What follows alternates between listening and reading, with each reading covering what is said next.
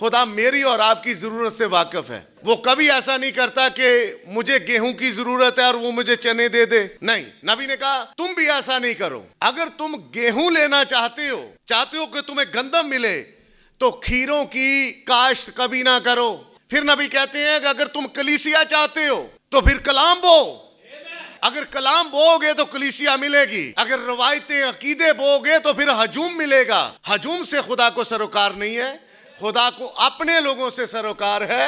खुदा अपने लोगों की इज्जत करता है, खुदा अपनों की फिक्र रखता है, उसे दूसरों की फिक्र नहीं है, ना वो दूसरों के पीछे जाता है। अपना करैक्टर सर्टिफिकेट दे रहा खुदा को। हिजकियल कहता है खुदावंद देख, स्कूल के दौर से, कॉलेज के दौर से एंड यूनिवर्सिटी के दौर से मैं बिल्कुल गुनाह से मुबर्रा हूं।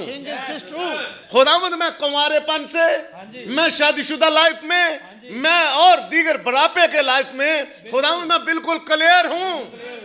ये कह रहा है नबी कि आपके पास करैक्टर सर्टिफिकेट स्कूल वाला नहीं चाहिए खुदा को, ना पुलिस वाला चाहिए। यहां तो लोग वो मांगते हैं, लेकिन खुदा की हजूरी में ऐसा करैक्टर पेश कर रहा है, वो अपना करैक्टर सर्टिफिकेट कहता है खुदावंद वहां से लेकर अब तक किसी चीज को मैंने छुआ तक नहीं है, पास नहीं आने दिया मैंने किसी को। तो खुदा ने कहा ठीक है, तेरा करैक्टर सर्टिफिकेट मैं कबूल करता हूं। अब ऐसा कर कि इंसान की नजासत की बजाय तू गोबर ले और उस पर रोटी खा। ये वाकयात हुए क्यों नबी के साथ?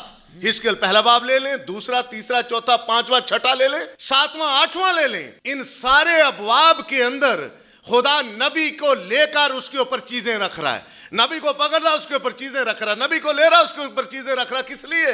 Hallelujah, praise God. खुदा यीशु मसीह के नाम में आप सबों को सलाम। आज फिर खुदा यीशु मसीह की शुक्रगुजारी करते हैं। उसने मुझे और आपको संभाला और उसने अपने घर में जमा होने का फजल बख्शा है।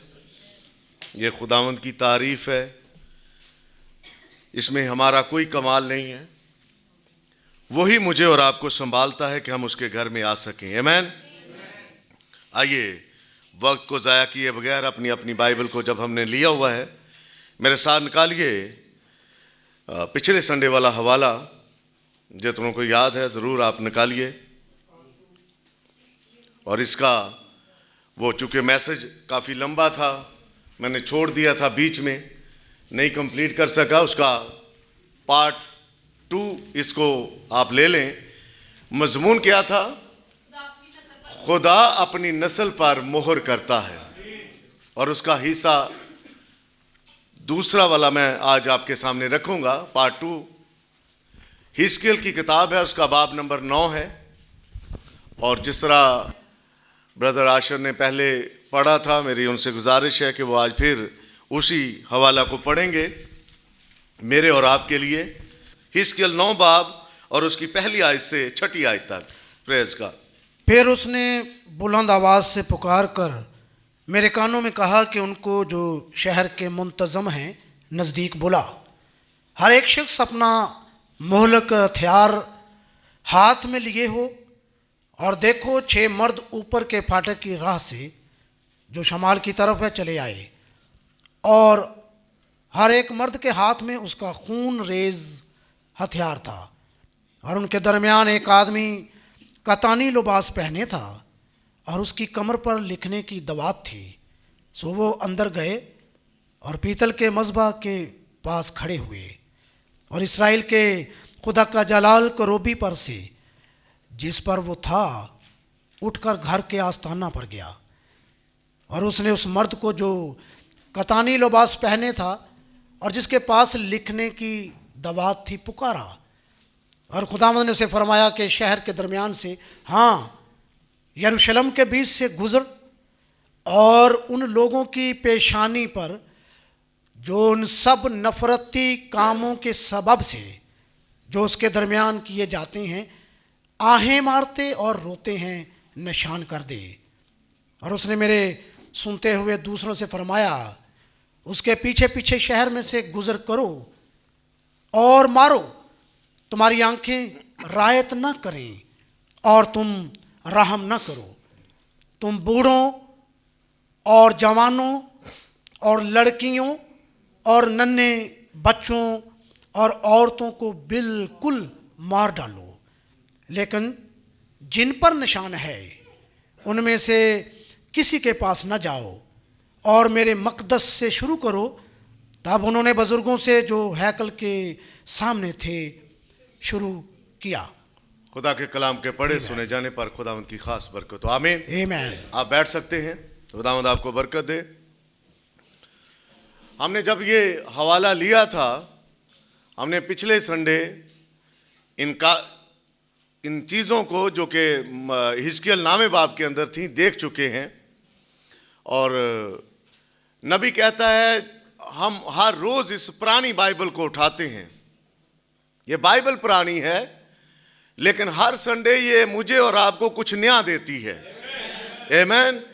ये कभी ना ख़त्म होने वाला कलाम है, क्योंकि ये खुदा ला तब्दील है और वो जो अपने मुंह की बातों को मेरे और आपके साथ करता है उसकी तफसीर ख़त्म नहीं होती, क्योंकि वो आप अपने कलाम का तर्जुमान है। आमीन। हम जब खुदा के घर में आते हैं तो सबसे ज़्यादा मुझे खुशी संडे के दिन होती है, क्योंकि मेरी मुलाकात खुदा के बेटों और बेटियों से होनी होती है। और मैं इस बात से खुश होता हूं कि खुदा ने मुझे और आपको एक पंडाल के अंदर रखा है, एक अपनी ब्राइड का हिस्सा बना के रखा है, ताकि हम उसके कलाम को देख सके। वरना बहुत सारे लोग आप देख रहे हैं दुनिया के अंदर किस तरह ज़िंदगी बसर कर रहे हैं, उनके प्रोग्राम उनके प्लान किस तरह के हैं, उनकी मामलात ज़िंदगी किस तरह चल रही है, उनका पैसा कमाना, उनके शादी ब्याहों पे जाना, पार्टी अटेंड करना, मामलात को इधर से उधर करना, दूसरों के साथ चुगली चिगारी करना, ये मामलात में इतने वो फंसे हुए हैं कि वो निकलना भी चाहें तो हालात उनको निकलने नहीं देते। पर एक बिलीवर सारे बैरियर तोड़कर निकलता है। वो जानता है कि मुझे जाल को किस तरह काटना है, क्योंकि रूहुल कुद्दुस उसे पावर देता है और वो उस जाल को तोड़कर खुदा के घर की तरफ दौड़ा चला आता है। आमीन। इसलिए हम इन सारी चीज़ों से वाकिफ हैं और आप भी एक दूसरे का साथ दिया करें। पिछली दफ़ा बहन इरशाद नहीं थी, भाई डीकन बड़े खामोश थे इस पूरे चर्च में, तो आप कोशिश किया करें कि पूरी फैमिली चर्च में हुआ करे, ताकि आप लोग खुदावंद की उस बरकत को एंजॉय कर सकें। मैं खुदावंद की शुक्रगुजारी करता हूँ, खुदा ने इसी गिरजाघर के अंदर कुछ कमज़ोर लोग भी दिए हैं, कुछ ताकतवर भी दिए हैं, कुछ खिलाड़ी दिए हैं, कुछ अनाड़ी दिए हैं। हमारे पास भाई आशिर मौजूद हैं, खिलाड़ी आदमी है, किस तरह बात करनी है, कैसे लोगों के साथ गुफ्तगू करनी है। तो खुदा ने सारी, ब्रदर कॉस्मस ने कहा था वैरायटी है खुदा के पास। तो हम एक दूसरे की इज्जत करते हुए खुदा के कलाम की तरफ जब बढ़ते हैं, खुदा मेरी और आपकी ज़रूरत से वाकिफ़ है।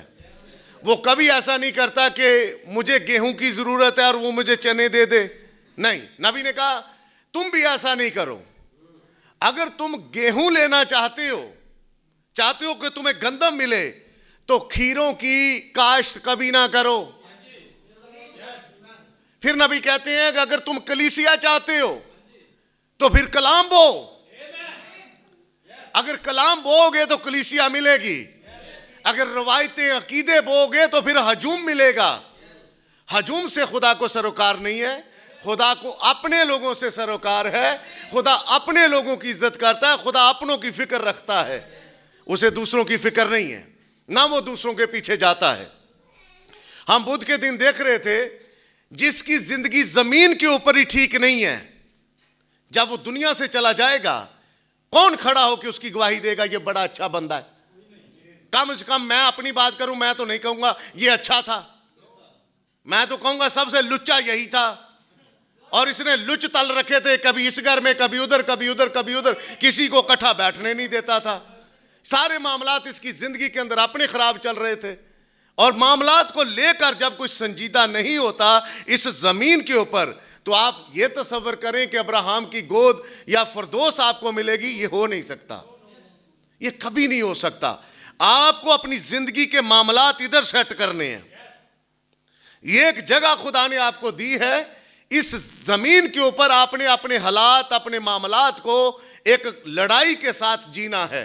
काशफा की किताब भी कहती, जो गालिब आए मैं उसे अपने साथ अपने बाप के तख्त पर बैठाऊंगा। गालिब कैसे आना है? कलीसिया जमानों में हम देख रहे थे, कलाम आपके पास एक हथियार है। कलाम लो और कलाम से लड़ाई करो। ये औजार खुदा ने आपको दे रखा है, ये टूल है आपके हाथ में, इसको यूज करो, इस्तेमाल करो। रवायतें आपके सामने आती हैं, निकालो कलाम को और लोगों के सामने रख दो, ये कलाम कहता है।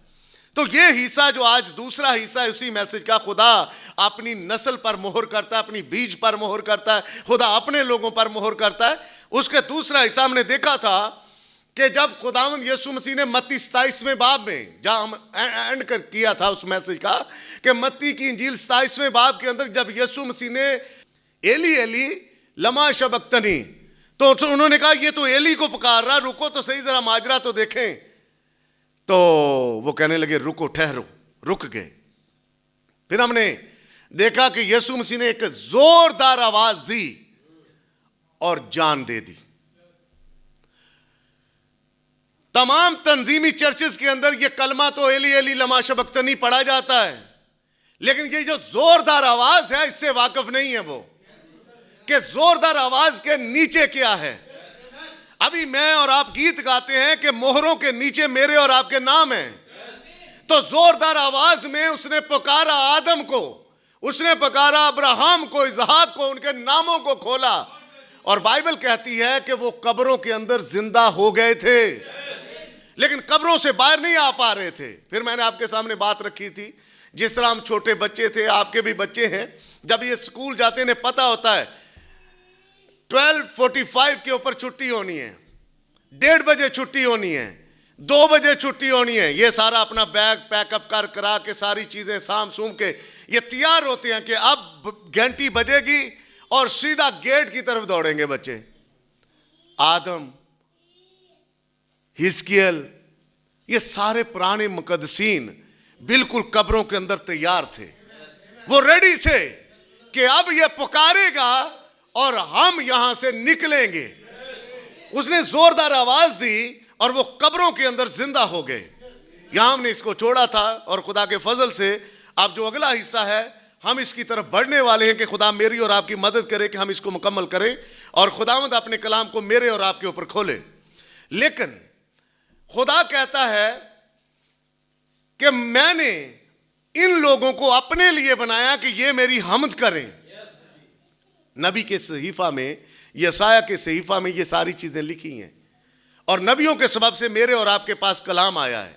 कभी ऐसा नहीं है कि कोई और अपने मुंह की बातें लेकर आए और वो पूरी हों जब तक खुदा उसके पीछे ना हो।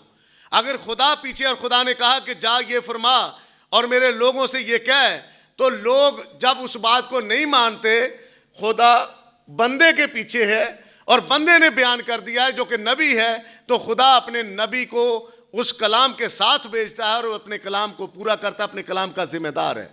ब्रदर ब्रैनम कहते हैं इससे पहले कि हिजकियल नामे बाब में, जरा मेरे साथ निकालिए हिजकियल 4 बाब। हिजकियल 4 बाब आप जब निकालेंगे तो पहली आयत से जरा पढ़ना शुरू करें। आपको वहां पर भी एक ऐसी चीज मिलेगी जो कि बड़ी ही मेरे और आपके लिए चुका देने वाली है। इनको जरा देखते हैं, खुदा हमारी मदद करे कि हम इन चीजों को देख पाएं। जी ब्रदर जी, 4 बाब की पहली आयत से जरा पढ़ना। और ए आदमजाद, हाँ, तू एक खपरा ले, हाँ, और अपने सामने रख, हाँ, रख कर उस पर एक शहर, हाँ यरूशलेम ही की तस्वीर खींच। एक तू खपरा ले और उसको अपने सामने रख और एक शहर, हाँ यरूशलेम की क्या बना, तस्वीर खींच, तस्वीर बना। आगे, और उसका मुहासरा कर, उसका मुहासरा कर, और उसके मुकाबल बुर्ज बना, उसके मुकाबल बुर्ज भी बना, और उसके सामने दमदमा बांध, उसके सामने एक दमदमा बांधे जी, और उसके गर्द खैमे खड़े कर, हाँ, और उसकी चारों तरफ मंजनीक लगा। फिर हाँ, तू लोहे का एक तवा ले, हाँ, और अपने, रुकिए जरा जी, ये सारी चीजें कर, खपरा ले और उसके ऊपर हाँ शहर की तस्वीर बना, और तू दमदमा बांध, खेमे खड़े कर। ये सारी की सारी तस्वीर तेरी आंखों के सामने हो। किसे? मर्दे जाद हिजकियल से कह रहा है खुदा, अपने नबी से कह रहा। आगे ब्रदर पढ़िए फिर जरा। तू लोहे का एक तवाले लोहे का एक तवाले और अपने और शहर के दरमियान उसे नस्ब कर, अपने और शहर के दरमियान ही उसे नस्ब कर, कि वो लोहे की दीवार ठहरे। कि वो लोहे की दीवार ठहरे। तू अपना मुंह उसके मुकाबल कर तू अपना मुंह उसके मुकाबल कर, और वो मुहासरा की हालत में हो, और वो मुहासरा की हालत में हो, और तू उसका मुहासरा करने वाला होगा। जी ये बनी इसराइल के लिए निशान है। ये बनी इसराइल के लिए निशान है। आगे फिर तू अपनी बाईं करवट पर लेट रह। पहले लेटने से पहले तू ये सारे काम कर ले, और जब तू सारा कुछ कर जाए तो अपनी बाईं करवट लेट।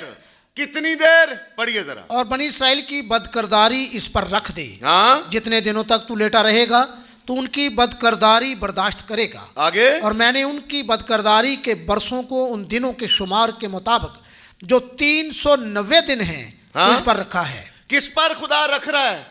नबी पर। ब्रदर बैनम ने कहा नबी खुदा का टूल है, नबी खुदा की जबान है, नबी खुदा का निशान है।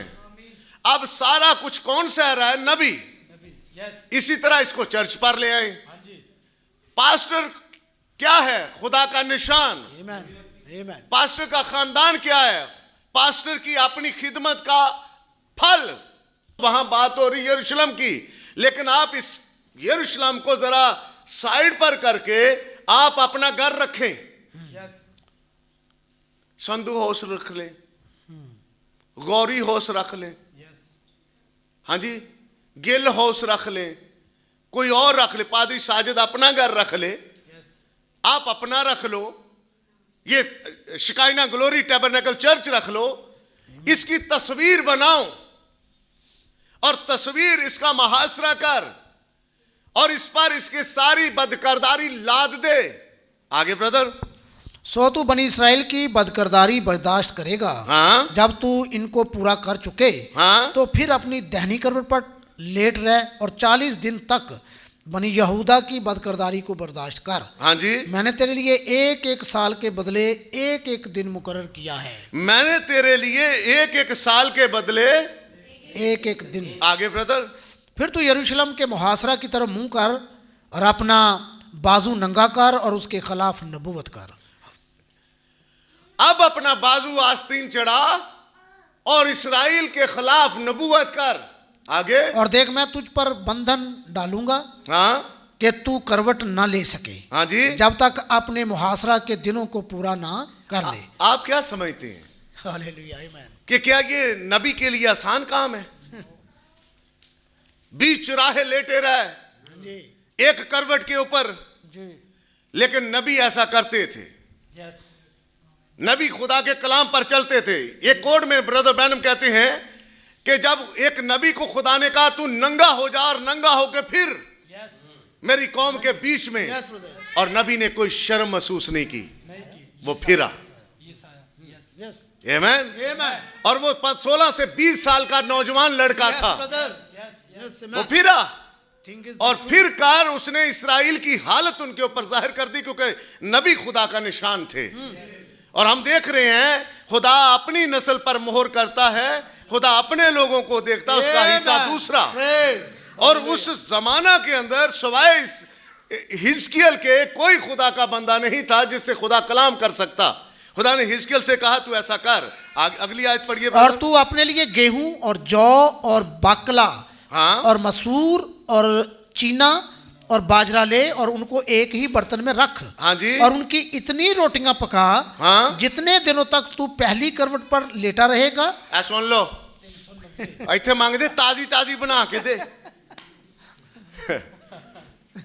बात समझ में आई है? हाँ जी। खुदा कहता है एक ही बार बना ले, इतनी रोटियां बना जितनी देर तक तुझे क्या करना है ब्रदर?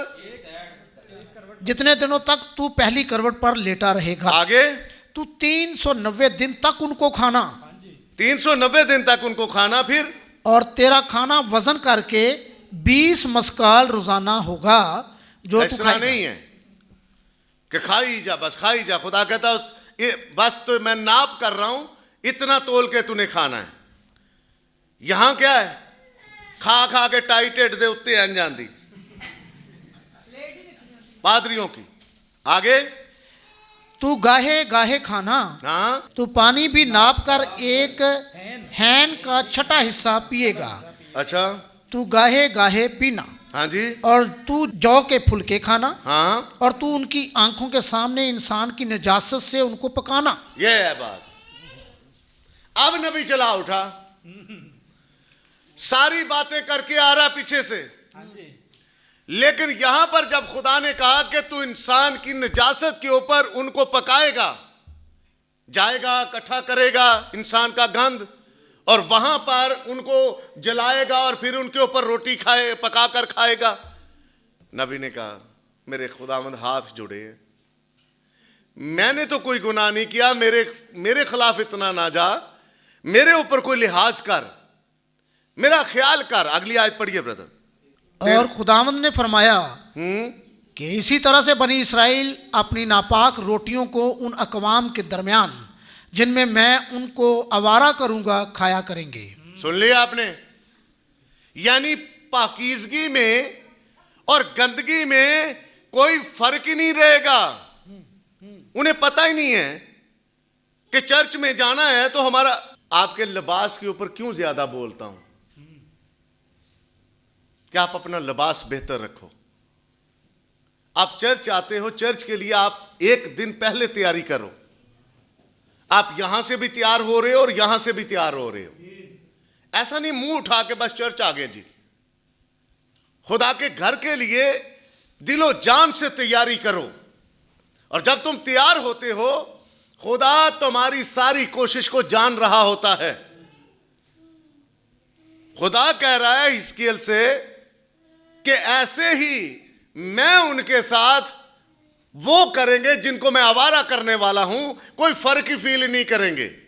शराबियों में बैठे हैं, नाचने वालों में बैठे हैं, आवारा गर्दों में बैठे हैं, उन्हें कोई फर्क नहीं होगा, कोई फील ही नहीं होगा, उनके अंदर कोई चीज नहीं आएगी।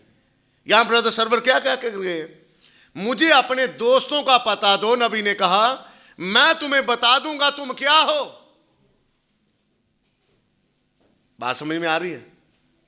अपनी फेलोशिप बताओ किन के साथ है, मैं तुम्हारा हाल बता दूंगा।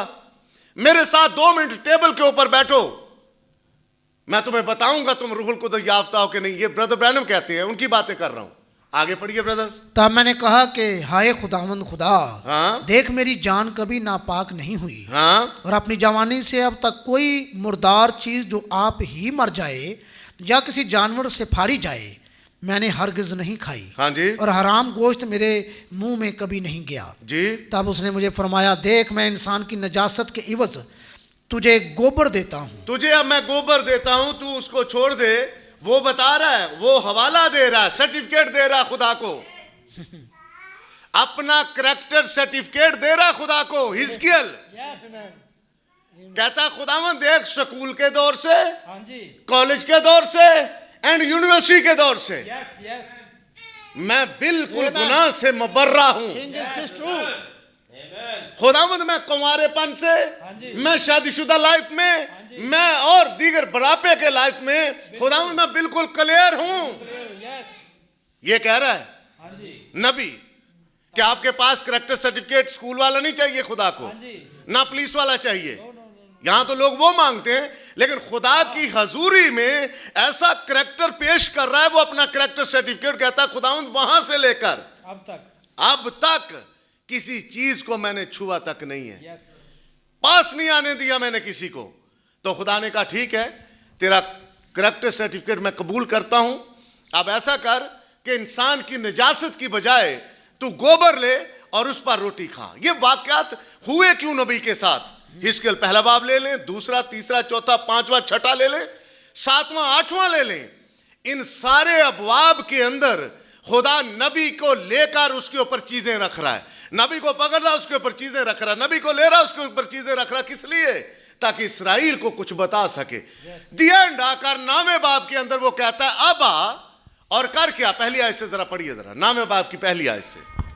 और कर क्या कि तू शहर देख रहा है और शहर के अंदर कुछ लोग दाखिल होने वाले हैं। जी ब्रदर। फिर उसने बुलंद आवाज से पुकार कर मेरे कानों में कहा, हाँ, कि उनको जो शहर के मुंतजम हैं नजदीक बुला। सुनिए, ये मैं बाइबल पढ़ने का आपको तरीका दे रहा हूं। हिजकिय्याह पहला बाब उठाएं, उसके 8वें बाब तक पढ़ें, आपको पता चलेगा बनी इस्राएल कौम कर क्या रही थी और खुदा नबी को लेकर बता क्या रहा है। लेकिन जब खुदा अपने नबी को लेकर और अपने कलाम को पूरा करने के लिए आ रहा है, तो खुदा फिर कहता नबी से, फिर उसने बुलंद आवाज से पुकार कर मेरे कानों में कहा, अब चूंकि तेरे 390 दिन भी पूरे हो गए, दाई करवट पर लेटा रहा वो पूरे हो गए, बाई करवट पर लेटा रहा वो पूरे हो गए, गोबर के ऊपर रोटी खाई, जौ की, बाजरे की तूने और गेहूं की, सारा कुछ तूने कर लिया, लेकिन अब मेरी आवाज को सुन और ये होने वाला है। सुनिए जी, दूसरी आयत देखो। हर एक शख्स अपना मोहलक हथियार हाथ में लिए हो और देखो 6 मर्द ऊपर के फाटक की राह से हाँ, जो शमाल की तरफ है चले आए। ये इस्राएल की कौम को क्यों नहीं खुदा बता रहा? हाँ जी, नबी को बता रहा है। ये खुदा क्यों नहीं बता रहा लोगों को? हाँ जी, कलीसिया को क्यों नहीं बता रहा खुदा?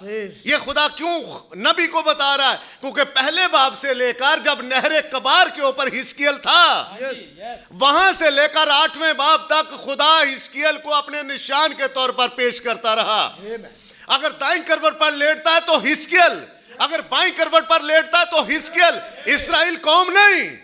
इसलिए अब खुदावंद की आवाज भी हिजकिय्याह के कानों में पड़ती, देख अब सीन को देख, मैंने ऐसे ही तुझे नहीं कहा, अब सीन तेरे सामने खुलने जा रहा है। 6 मर्द आ रहे हैं जो मोहलक हथियार लेकर आ रहे हैं, लेकिन हथियार किन के लिए हैं? ये खूनरेज़ हथियार किन लोगों के लिए हैं? ये बात भी किस पर खुल रही है? नबी पर, हिजकिय्याह पर खुल रही है।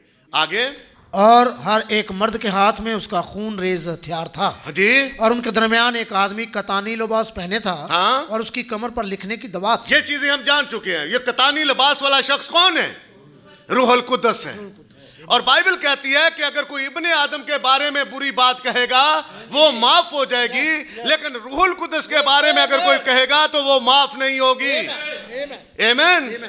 ये रूहुल कुद्दस है जो अपने लोगों पर मोहर कर रहा है, और रूहुल कुद्दस के सबब से लोग खुदावंद की मिरास में मोहरबंद हो रहे हैं। लेकिन मैंने आपको कहा था, अबलीस शुरू से पीछे पड़ा हुआ खुदा के बीज के। खुदा के बीज को कहां मार दिया गया? हाबल को अदन के अंदर मार दिया गया। फिर वहां से बात चलते चलते याकूब ने एक क्लू दिया, किसको? शैतान को बात मिल गई कि यहूदा से एक बादशाह आने वाला है, यहूदा की नस्ल से एक आएगा जो मुझ पर रूल करेगा, जो मेरे ऊपर हुकूमत करेगा। तो वो सब कबीलों को छोड़कर किसके पीछे पड़ गया? यहूदा के कबीले के। अब जब यहूदा के कबीले के पीछे पड़ा, तो मैंने आपके सामने रखा था कि जहां जहां अबलीस करीब आता, खुदा जंक्शन चेंज कर देता। खुदा ने देखा कि यहूदा के कबीले के पीछे पड़ा है, खुदा तिमर को ले आया। फिर पढ़ा कि यहूदा के कबीले के पीछे पड़ा है, फिर खुदा राहब को ले आया। फिर पढ़ा कि ये होने वाला है, खुदा रूत को ले आया। फिर खुदा ने कहा कि ये होने वाला, खुदा बत्सबा को ले आया। ये सारी चीजें खुदा ने इन औरतों के सबब से अबलीस की नजरों से ओझल रखी। और आज भी अगर कोई अबलीस को मात दे सकता है तो वो आज की ब्राइड है। Brother William Mariam Branam scene से चले गए हैं। खुदावंद यीशु मसीह जमीन पर आए, मरे, तीसरे दिन मुर्दों में से जिंदा हुए और ऊपर चले गए, और रूहुल कुद्दस की सूरत में मेरे और आपके साथ है। अब वो काम किसके वसीले से कर रहा है? एक औरत के वसीला से, एक कलीसिया के वसीला से। अब कलीसिया बोलेगी, चीजें वजूद में आएंगी। आमीन। अब बोलने की बारी आपकी है। यीशु मसीह तो बोल गया। उसने कलवरी पर जब लकड़ी पर जान दे रहा था, लोग तो सुन रहे थे एली एली लमा शबक्तनी, लेकिन वो जोर से चलाया और उसने उन मोहरों को तोड़ा मत्ती 24 में और उनको निकाला।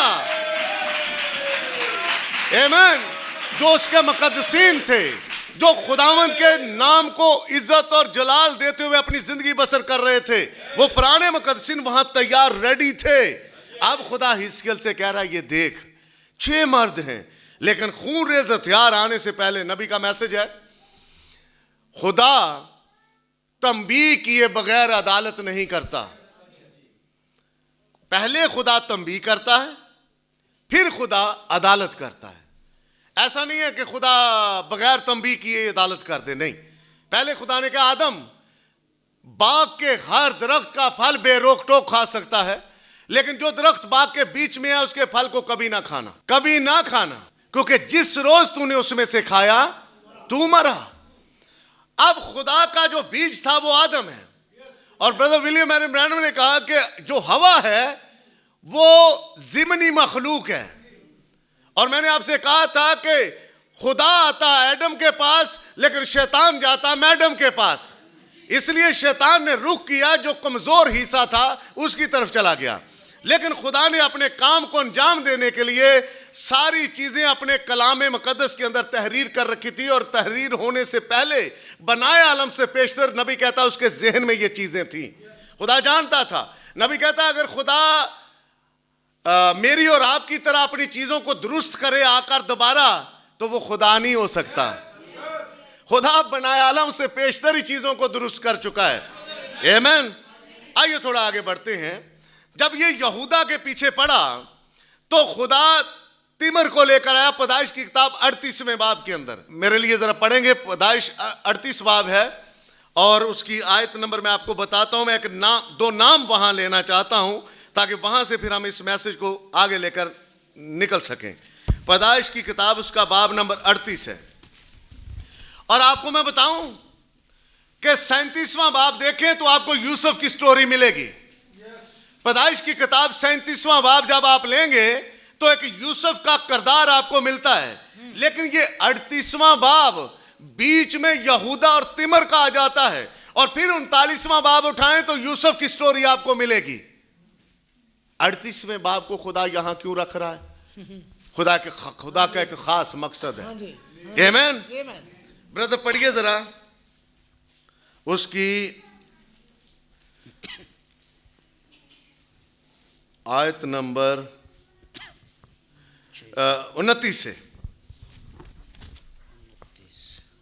29 आयत से। और यूं हुआ कि उसने अपना हाथ। आइए, जो ब्रदर आशर पढ़ रहे थे वो पैदाइश की किताब 38 बाब था और उसकी आयत नंबर 29 थी। और यूं हुआ कि उसने अपना हाथ फिर खींच लिया, इतने में उसका भाई पैदा हो गया।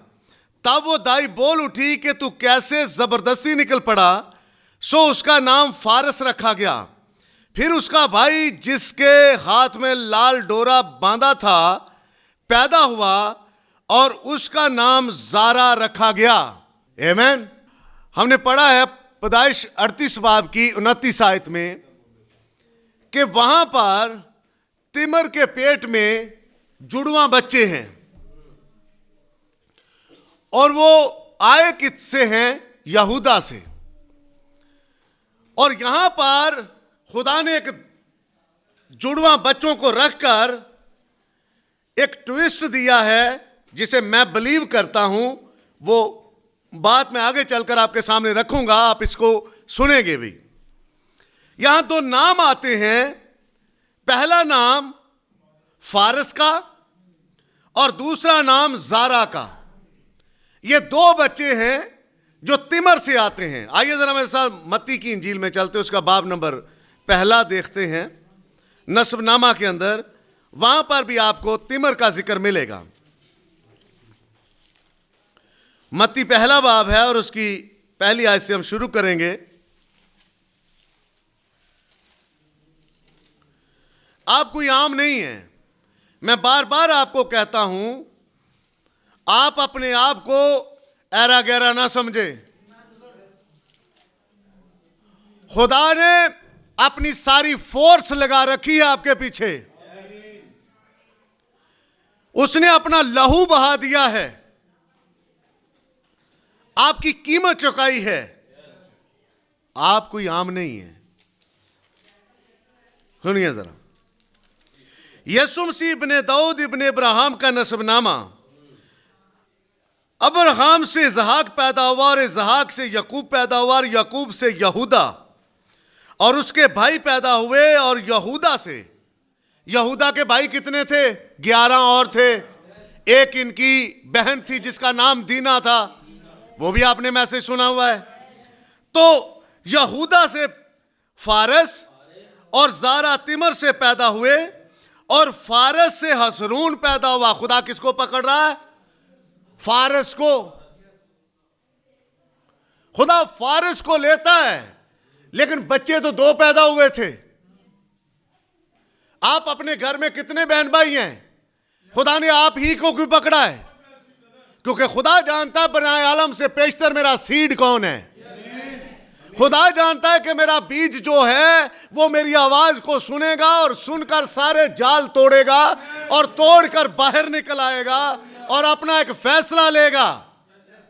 और जो फैसला ले लेता है वो कभी पीछे नहीं देखता। आमीन।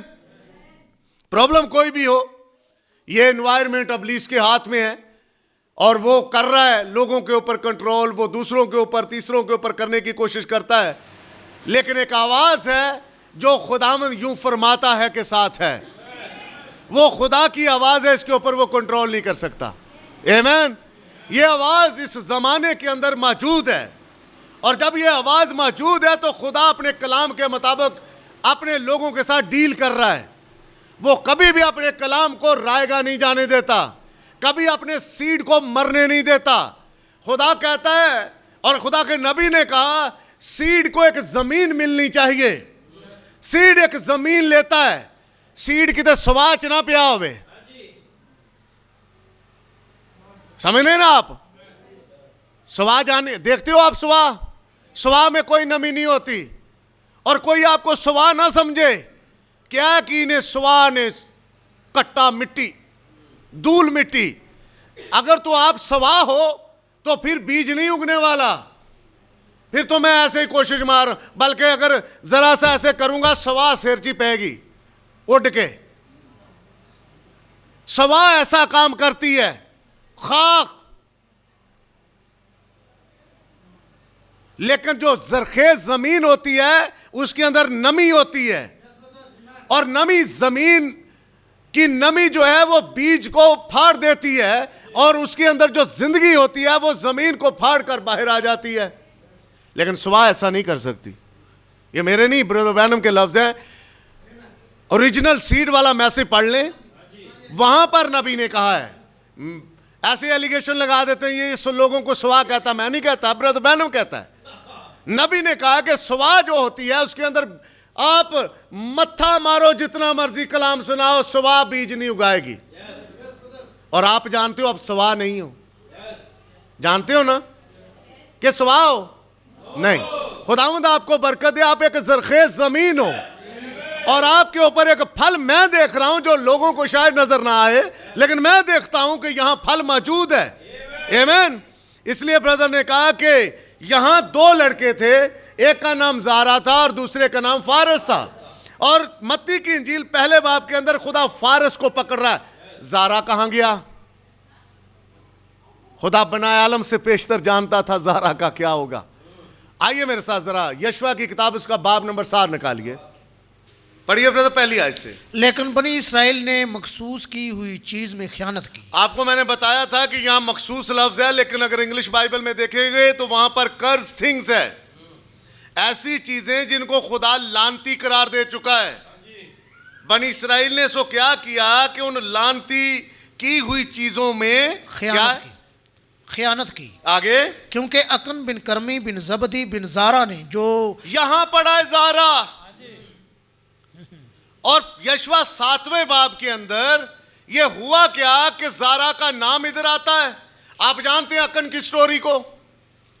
अकन ने क्या किया था कि कुछ चीजें अपने डेरे में छुपा कर रखी हुई थी।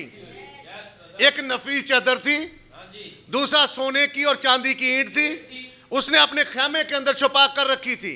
और अकन किसका बेटा था? जारा का। जारा किसका बेटा था? यहूदा का। और इब्लीस किसके पीछे पड़ा हुआ था? यहूदा की नस्ल के पीछे। और इब्लीस ने जारा को पकड़ लिया, मतलब जारा की लाइन को पकड़ लिया, और जारा में से होकर आगे जो बच्चा आ रहा था अकन, उसे पकड़ लिया। और इब्लीस अपने काम में मसरूफ हो गया, कहने लगा यहां मारूंगा यहूदा के सीड को। याकूब ने तो कह दिया रूल करने वाला यहूदा से आएगा, लेकिन मैं यहां पकड़ लेता हूं किसको? जारा को। अब जारा के अंदर से जो अकन आ रहा था वो पकड़ा गया। लेकिन मैं थोड़ा यहां से हटकर एक और चीज आपके सामने रखना चाहता हूं। ये जो हमारे बच्चे हैं, मैं और आप जब हम छोटे थे तो हम चर्च सिर्फ ईस्टर और क्रिसमस जानते थे कि चर्च जाना होता है। मसीहियों ने कौन कौन से दिन? ईस्टर और क्रिसमस। ये त्यौहार होते थे दो, विच नवे साल का पालो, तीन हो गए। हाँ, गुड फ्राइडे भी होता था। वैसे मिल मिलाकर ये मजहबी सारे बना लेते हैं और बड़े बनाते हैं ये। लेकिन ये चलते चलते ये दो तीन मेजर थे जिनके ऊपर हमने चर्च जाना होता था। और चर्च जाकर हमने करना क्या होता था?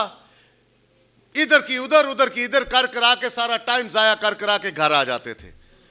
लेकिन जब जब ये कलाम खुलता गया, खुदा ने पकड़ा कि आप मेरे सीड हो, आप, और खुदा ने आपके ऊपर बात रखी कि सिर्फ ईस्टर क्रिसमस के ऊपर ही चर्च जाना नहीं है, बल्कि हर संडे को के हफ्ते के पहले दिन यीशु मसीह जी उठा और चर्च जाकर उसके जी उठने की गवाही देना होती है।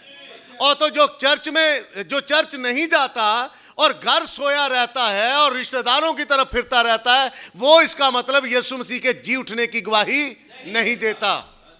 अपने घर को सीधा पदरा करने में लगा रहता है, अपने किचन के मामलात में लगा रहता है, तो वो यीशु मसीह के जी उठने की गवाही नहीं दे रहा। ये कौन कह रहा? आज का नबी। और जो नबी ने कहा है हम उसी के मुताबिक चल रहे हैं। आमीन। यशवा ने जब 31 बादशाहों को मारा, कितनों को? और खुदा ने कहा यशवा जिस तरह मैं मूसा के साथ था मैं तेरे साथ हूं। पूरी जिंदगी कोई शख्स तेरे सामने खड़ा नहीं हो पाएगा। लेकिन 7वें बाब के अंदर यशवा के 36 आदमी मर गए। इसी यशवा ने जब लोगों की रहनुमाई की और उनको कब्जा दिलाया और कर करा के जब आप कज़ात की किताब पर पहुंचेंगे, कज़ात की किताब किसको पढ़ने के लिए मैंने दी है? कज़ात की किताब यहां किसी के पास है और वो पढ़े या ना पढ़े, किसी दिन हो सकता है कि मैं पूछ लूं, जबकि इसमें क्या 15 काजी खुदा ने भेजे। कितने? 15 16 या जितने भी, लगभग 15 काजी आए और 15 काजियों ने आकर इसराइल को गुलामी से छुड़ाया। 15 बार खुदा ने किसी को, कभी इफ्ता को पकड़, कभी शमसून को पकड़, कभी जदून को पकड़, कभी शमूएल को। शमूएल नबी भी था और काजी भी था, उनका इंसाफ करता था। खुदा ने पकड़ा और पकड़कर खुदा उनके वसीला से इसराइल को गुलामी से निकाल कर लाता।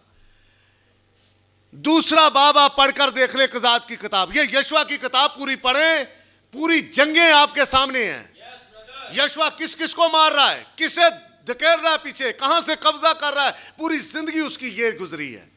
लेकिन जैसे ही यशवा सीन से हटा, कज़ात की किताब दूसरे बाब के अंदर पढ़िए जरा मेरे साथ 11वीं आयत से। कज़ात की किताब दूसरा बाब 11वीं आयत पढ़िए जरा। ये और बनी इसराइल ने खुदावंद के आगे बदी की। बनी इसराइल ने खुदावंद के आगे क्या की? बदी की। बदी क्या की? सुनिए जरा आगे। और बालीम की प्रस्तश करने लगे। किसकी प्रस्तश करने लगे? बालीम की। और पालूस भी कहता मसीह और बलियाल का क्या आपस में मेल जोल। ये वही बालीम है, ये रेपिस्ट लोग हैं, रेप करने वाले, ये लड़कियों के पीछे भागने वाले, औरतों के पुजारी। ये इन्होंने ऐसा किया और इनको करवाने वाला कौन था? बलाम।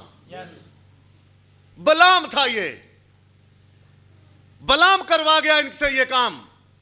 आगे पढ़िए ब्रदर। और उन्होंने खुदावंद अपने बाप दादा के खुदा को, हाँ, जो उनको मुल्क मिस्र से निकाल लाया था, छोड़ दिया। आगे। और दूसरे माबूदों की जो उनके चौगिर्द की कौमों के देवताओं में से थे पैरवी करने और उनको सिजदा करने लगे। कौन? इस्राएली।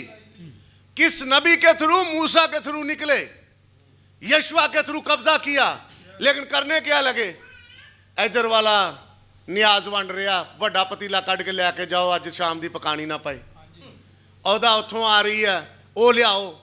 ये काम करने लगे। कोई नहीं फर्क होने लगा इनके बीच में। कहते कोई बात नहीं, वो भी तो खुदा के बंदे हैं। इतना बड़ा मंदिर है, इतना काम किया उसने, और कर करा के ये उनकी दावतों में जाने लगे और उनके देवताओं की पूजा करने लगे। आगे, और खुदावंद को गुस्सा दिलाया हाँ जी, और वो खुदावंद को छोड़कर बाल और अस्तारात की परस्तिश करने लगे। किसकी परस्तिश करने लगे? बाल और, क्या आज मसीही नहीं कर रहे? आज भी मसीही कर रहे हैं। ये बाल कौन है? सूरज देवता। अस्तारात कौन है? जिसको ईस्टर की रानी कहा जाता है। आगे ब्रदर, और खुदावंद का कहर इसराइल पर भड़का, खुदावंद का कहर इसराइल पर भड़का, और उसने उनको गारत गरों के हाथ में कर दिया, खुदावंद ने उनको गारत गरों के हाथ में कर दिया। आगे, जो उनको लूटने लगे, लूटने लगे। और उसने उनको उनके दुश्मनों के हाथ जो आसपास थे बेचा, आगे, सो वो फिर अपने दुश्मनों के सामने खड़े ना हो सके। आगे, और वो जहां कहीं जाते खुदावंद का हाथ उनकी अजियत ही पर तुला रहता था, हाँ जी, जैसा खुदावंद ने कह दिया था और उनसे कसम खाई थी, सो वो नहायत तंग तंग आ आ गए। गए। जिथे भी जाते ना, खुदावंद का हाथ उनके खिलाफ ही तुला रहता था। भज के मासी घर जाते, खुदा दा हाथ उत्थे भी खिलाफ, उत्थे भी पादरी नूं लै जांदा खुदा। बता इसे, ये कानों से बाली निकाल, क्योंकि खुदा का हाथ खिलाफ था। कड़ा पहना हुआ है, फुफी घर चले गए, खुदा उत्थे भी पादरी नूं अगे पादरी सामने करा देंदा खुदा, क्योंकि बाइबल कहती है कि खुदा का हाथ उनके खिलाफ ही था। हमेशा वो तंग आ गए इन चीजों से।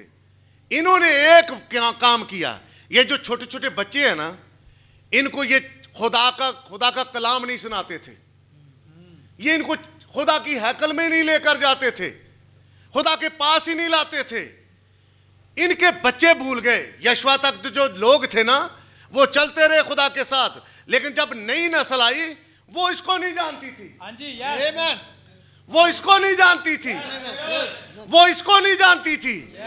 जब नई नस्ल आई तो बताना किसने था? चर्च पास्टर ने।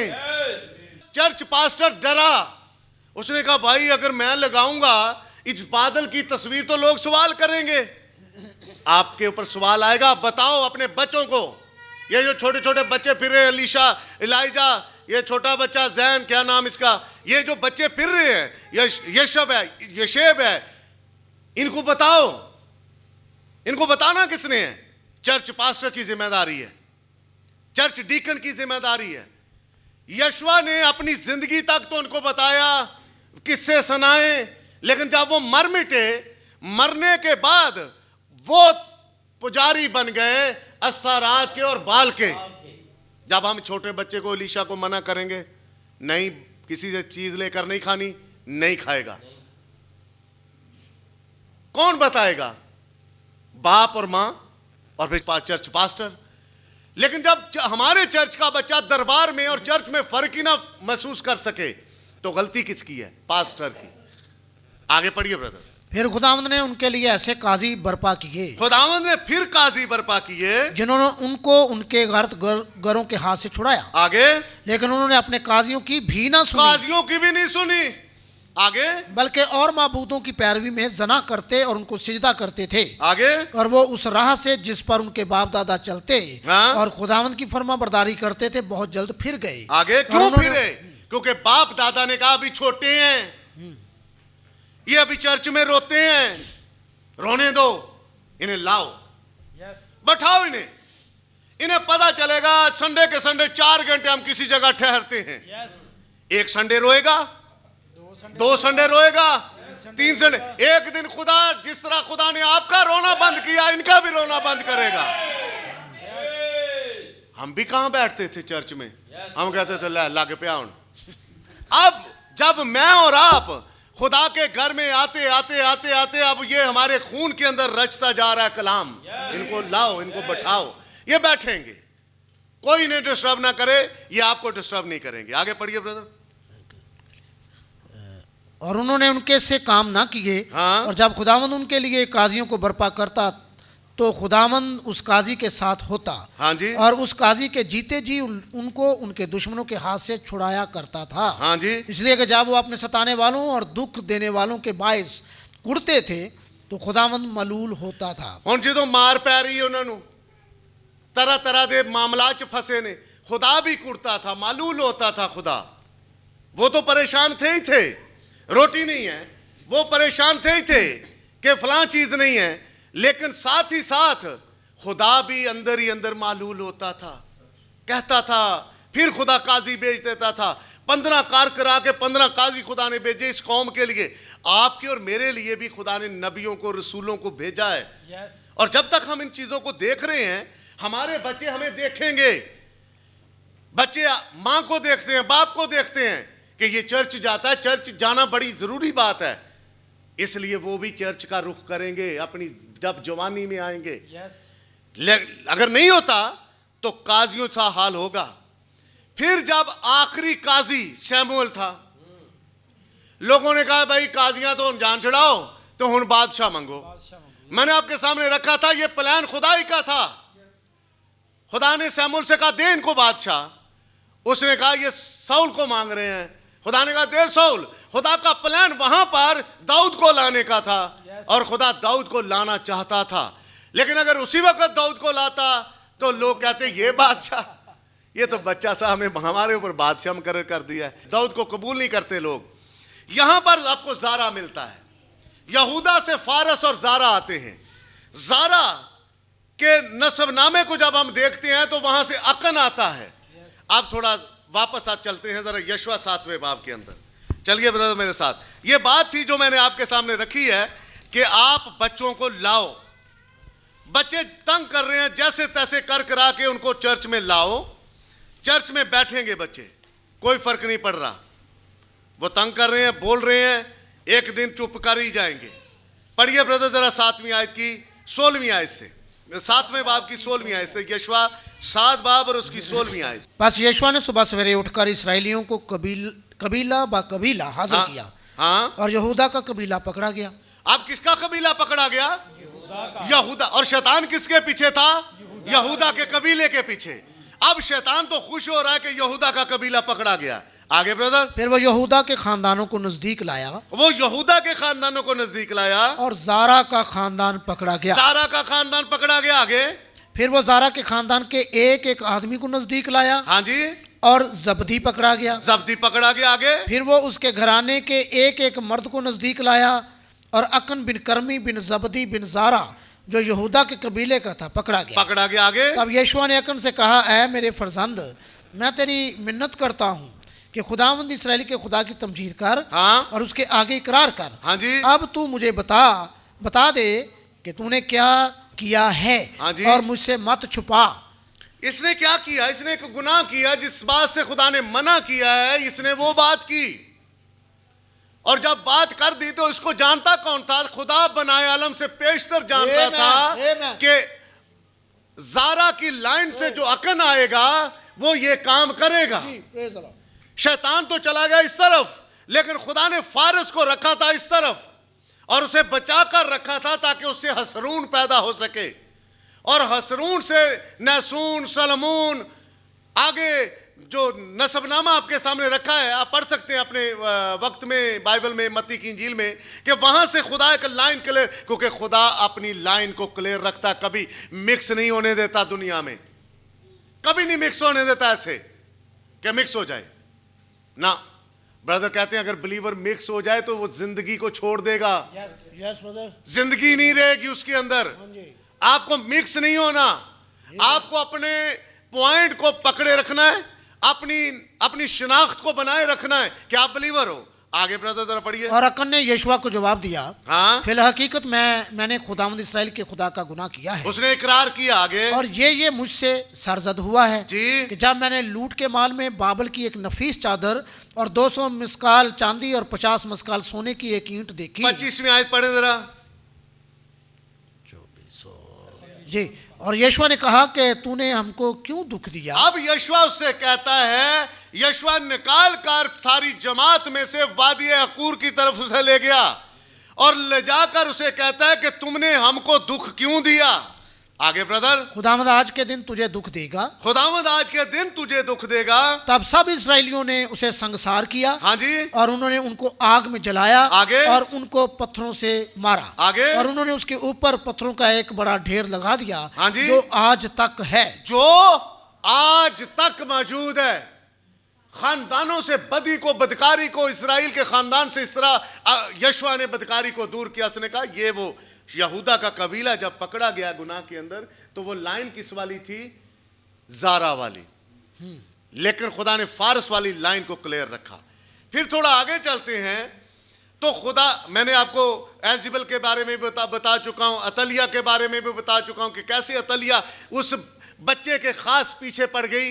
लेकिन वहां पर एक बादशाह की बेटी थी जिसने उस यहूदा के बीज को बचाए रखा, और वो अभी 6 साल तक हैकल के अंदर था। 6 साल तक उसने छुपाया। लेकिन अतलिया बड़ी खुश होती है कि मैंने यहूदा के बीज को मार दिया है। वहां से एक औरत है जो इस बच्चे को बचाकर रखे हुए है ताकि यहूदा का बीज जो है वो आगे ट्रांसफर हो सके, आगे चल सके। इब्लीस इसके पीछे पड़ा हुआ था।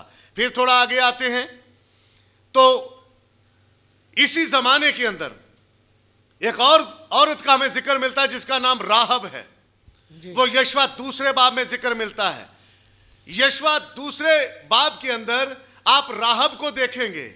राहब पूरे यरू शहर के अंदर एक ऐसी औरत है जो कि जिसे अच्छे किरदार की नहीं, जिसे बाइबल कसबी कहती है।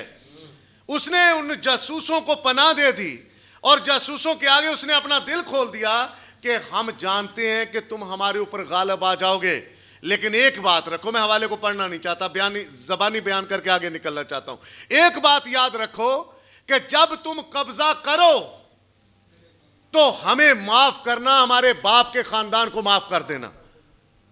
हमें कोई सच्चा निशान दे दो, मेरे ऊपर कोई निशान करो, मुझे एक निशान चाहिए, एक मोहर चाहिए। नबी कहता है मोहर एक निशान होता है। वो मोहर मांग रही थी कि मुझे एक मोहर दे दो, एक निशान दे दो। उन्होंने कहा ठीक है, ये खिड़की से पीछे दीवार की तरफ तू लाल डोरी को लटका देना, और जो तेरे घर के अंदर होगा, तेरा रिश्तेदार, भला बुरा, छोटा बड़ा, जो कुछ भी होगा, वो इस निशान के नीचे होगा, वो बच जाएगा। तो राहब ने अपने बाप के घराने को अपने घर के अंदर ही रखा। और बाइबल बताती है कि वहां से यशवा का एक सिपा सलार था जिसका नाम सलमून था। जब राहब को वहां से यरू शहर से उठाया तो वो उसे बैतलहम में ले गए। जब बैतलहम में ले गए तो राहब की सलमून के साथ शादी हो गई। हाँ जी, सलमून है, आयत नंबर 5 है पहले बाब की। और सलमून से बोएज राहब से पैदा हुआ। इन औरतों के नाम खुदा ने यहां नस्बनामे के अंदर क्यों रखे हैं? क्योंकि इनका एक बड़ा किरदार है। और मत्ती की इंजील में आपको एक किरदार मिलेगा जिस औरत ने यीशु मसीह के सर पर आकर वो इत्र डाला था। और वो बाइबल कहती है कि इसका किरदार भी जब तक जमीन पर लोग हैं, जब तक इंसान है, इसका किरदार भी नहीं हटाया जाएगा। इसकी बड़ी कदर कीमत है, ऐसा करके बाइबल के अंदर लिखा हुआ है। तो हम देखते हैं कि राहब को यरू से हटाकर बैतलहम तक पहुंचा दिया गया। सलमून की इसके साथ शादी हो गई और उस वहां से बोएज आ गया। अब खुदा अपने सीड को आहिस्ता आहिस्ता आहिस्ता आहिस्ता ट्रांसफर कर रहा है। आप इसको अपने साथ जोड़ लें। कहां से आप आए हैं? जोड़िए जरा अपने साथ। कहां थे आप? कहां पड़े हुए थे? खुदा ने एक खास वक्त पर, खास जगह पर आपकी किसी ना किसी खास लोगों से मुलाकात करवाई। और जब मुलाकात हुई तो खुदा ने अपने सीड को एक जगह पर जमा कर ही लिया। आमीन। खुदा का तरीका थ्रू आउट बाइबल में हमें यही मिलता नजर आ रहा है। यहूदा के वक्त में जब तिमर से उसने ऐसा फेल किया तो वहां से जारा और फारस आए, तो खुदा ने जारा वाली लाइन को तो छोड़ा, लेकिन फारस को खुदा ने पकड़े रखा और आगे खुदा यीशु मसीह के नस्बनामे में उसे लेकर आया। फिर रूत आती है। ये नबी कहता है राहब कसबी थी, लेकिन वहां ये प्रेग्नेंट नहीं हो सकी, क्योंकि इसके रहम में अगर सीड आना था तो वो सिर्फ और सिर्फ सलमून का ही था जो बॉयज को लेकर आती। आप जमाने में किसी जगह पर भी थे, किसी भी चर्च में जाते थे, कहीं से भी कलाम सुनते थे, कहीं से भी लंबे लंबे पैगामात आपके पास आते थे, क्यों नहीं मैसेज आपकी जिंदगी को टच कर गया? क्यों नहीं आपके उस रहम के अंदर वो वाला मैसेज ठहर गया? क्यों खास इस जमाने का पैगाम ही आपके दिल के रहम के अंदर ठहरा और आपने उसे कबूल किया? वजह क्या है? क्योंकि खुदा बनाए आलम से पेशतर जानता मेरा सीड कौन सा है। और वो अपने लोगों पर मोहर करता है। आमीन। फिर क्या होता है, आगे रूत आती है। रूत कहां चली गई? नोमी उठी और मुआब में चली गई, और रूत मुआब के अंदर थी। नोमी के बेटे के साथ उसकी शादी हुई। खुदा ने मार दिया अलीमलेक को भी, महलूल को और कैलूल को भी मार दिया। ये तीनों बेवा औरतें वहां बैठी हुई हैं। अब नोमी फैसला करती है कि मैं यहां से उठूंगी और बैतलहम में चली जाऊंगी। लेकिन नोमी के साथ उर्फा और रूत भी फैसला लेती है कि हम चलेंगे। लेकिन बीच रास्ते आकर उर्फा वापस चली जाती है अपनी देवी देवताओं के पास। रूत है जो कहती है कि तेरा खुदा मेरा खुदा, तेरे लोग मेरे लोग। जब कोई ये फैसला लेता है तो खुदा उसे रखता भी बैतलहम के अंदर ही है। अब ये फिक्र नहीं करते लहसन ताया किथों लबेगा। मैं भाई आशिर के साथ एक जगह गया, सारे कहते सलाम ताऊ सलाम ताऊ। इन्नी बारी उन्हें ताऊ क्या, मेरा दिल करे मैं भी ताऊ ही क्या करा इन्होंने। यानी अगर आपको ताए की इतनी फिक्र है, आपको खुदा ताया कहीं और से दे देगा। जो आपके खुदा की लाइन पड़ी हुई है खुदा आपको देगा, क्योंकि खुदा के घर में मौजूद है। आमीन। इसलिए खुदा ने अपने लोगों के साथ अपने लोगों को जोड़ना है। रूत के साथ जब ये सारा मामला हो गया, रूत आ गई बैतलहम के अंदर। रूत की शादी हो गई बोइज के साथ, और बोइज से कौन आता है? ओबेद। जब ओबेद पैदा होता है तो ओबेद से आगे फिर यस्सी आता है, और यस्सी से फिर खुदा ने एक और काम कर दिया। दाऊद के पता पढ़िए मेरे साथ जरा, ब्रदर आशिर जरा पढ़िए जरा उसकी 6ठी आयत, मत्ती पहला बाब 6ठी आयत पढ़िए जरा। और यस्सी से दाऊद बादशाह पैदा हुआ। हाँ। और दाऊद से सुलेमान उस औरत से पैदा हुआ। दाऊद से कौन पैदा हुआ? और इस औरत का क्या नाम है? ऊरिया की बीवी थी। और ये नबी कहते हैं ये इस्राएली नहीं था। ऊरिया इस्राएली नहीं था, ऊरिया हित्ती था, लेकिन यहूदी मजहब के पैरोकार था। दाऊद के साथ बड़ा वफादार था, और दाऊद के साथ इतना वफादार था कि वो जंग के दौरान अपनी बीवी के पास नहीं गया। दाऊद हालांकि चाहता था, पढ़िएगा अपने वक्त में जाकर दूसरा शमूएल उसका 11वां बाब। दाऊद चाहता था कि ये अपने घर चला जाए, लेकिन ऊरिया इतना वफादार था कि उसने कहा ऐसा हो नहीं सकता। आगे थोड़ा हम देखेंगे कि मत्ती की इंजील कहती है कि दाऊद से सुलेमान बादशाह पैदा हुआ, जो उस औरत से जो पहले ऊरिया की बीवी थी। लेकिन जरा मेरे साथ लूका की इंजील में चले। लूका की इंजील 3रा बाब है, और वहां उसकी 31 आयत। लूका 3रा बाब और उसकी 31 आयत पढ़िए ब्रदर। हाँ। और वो मिले आह का, और वो मिन्ना का, हाँ। और वो मतना का, और वो नातन का, हाँ। और वो दाऊद का। यहां पर तो नातन का नाम आ रहा है। यहां लूका दाऊद के बेटे को नातन कह रहा है, लेकिन मत्ती कह रहा है कि वहां सुलेमान है। अब मत्ती ने सुलेमान बादशाह वाली एक प्योर यहूदा की लाइन को पकड़ा हुआ है। जब आप यूसुफ के बाप का नाम देखेंगे तो यहां मत्ती में फर्क है और लूका वाले में फर्क है। लूका कोई और लाइन पकड़ रहा है, और मत्ती ने एक प्योर यहूदा के खानदान वाली लाइन को पकड़ा हुआ है। और यहूदा के कबीले से जो बीज आ रहे हैं, ये आपको पता चलेगा कि खुदा उसके साथ एज ए बादशाही के तौर पर काम कर रहा है। दाऊद के बाद कौन बादशाह हुआ? सुलेमान। जब सुलेमान बादशाह हुआ तो मत्ती ने पकड़ा भी किसको? सुलेमान को। दाऊद के और बड़े बड़े बेटे थे दाऊद के, जिनमें अदुनिया भी एक बेटा था, अभी सलूम भी एक बेटा था, जिसने दाऊद का राज ही ले लिया। लंबे बाल रखता था अभी सलूम, और फांसी आ गई थी उसे उन बालों की वजह से। दरख्त में अटक कर मर गया था, और नीचे से दाऊद के बेटों ने उसे तीरों से छलनी कर दिया था। लंबे बाल हमारा शौक है जी, लंबे बाल रखना। और बाइबल पढ़े, वहां लिखा अभी सलूम पता नहीं कितने अरसे के बाद अपने बाल काटता और उनको तोलता,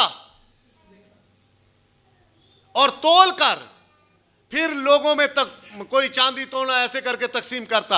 इतना वो प्यार करता था अपने बालों के साथ।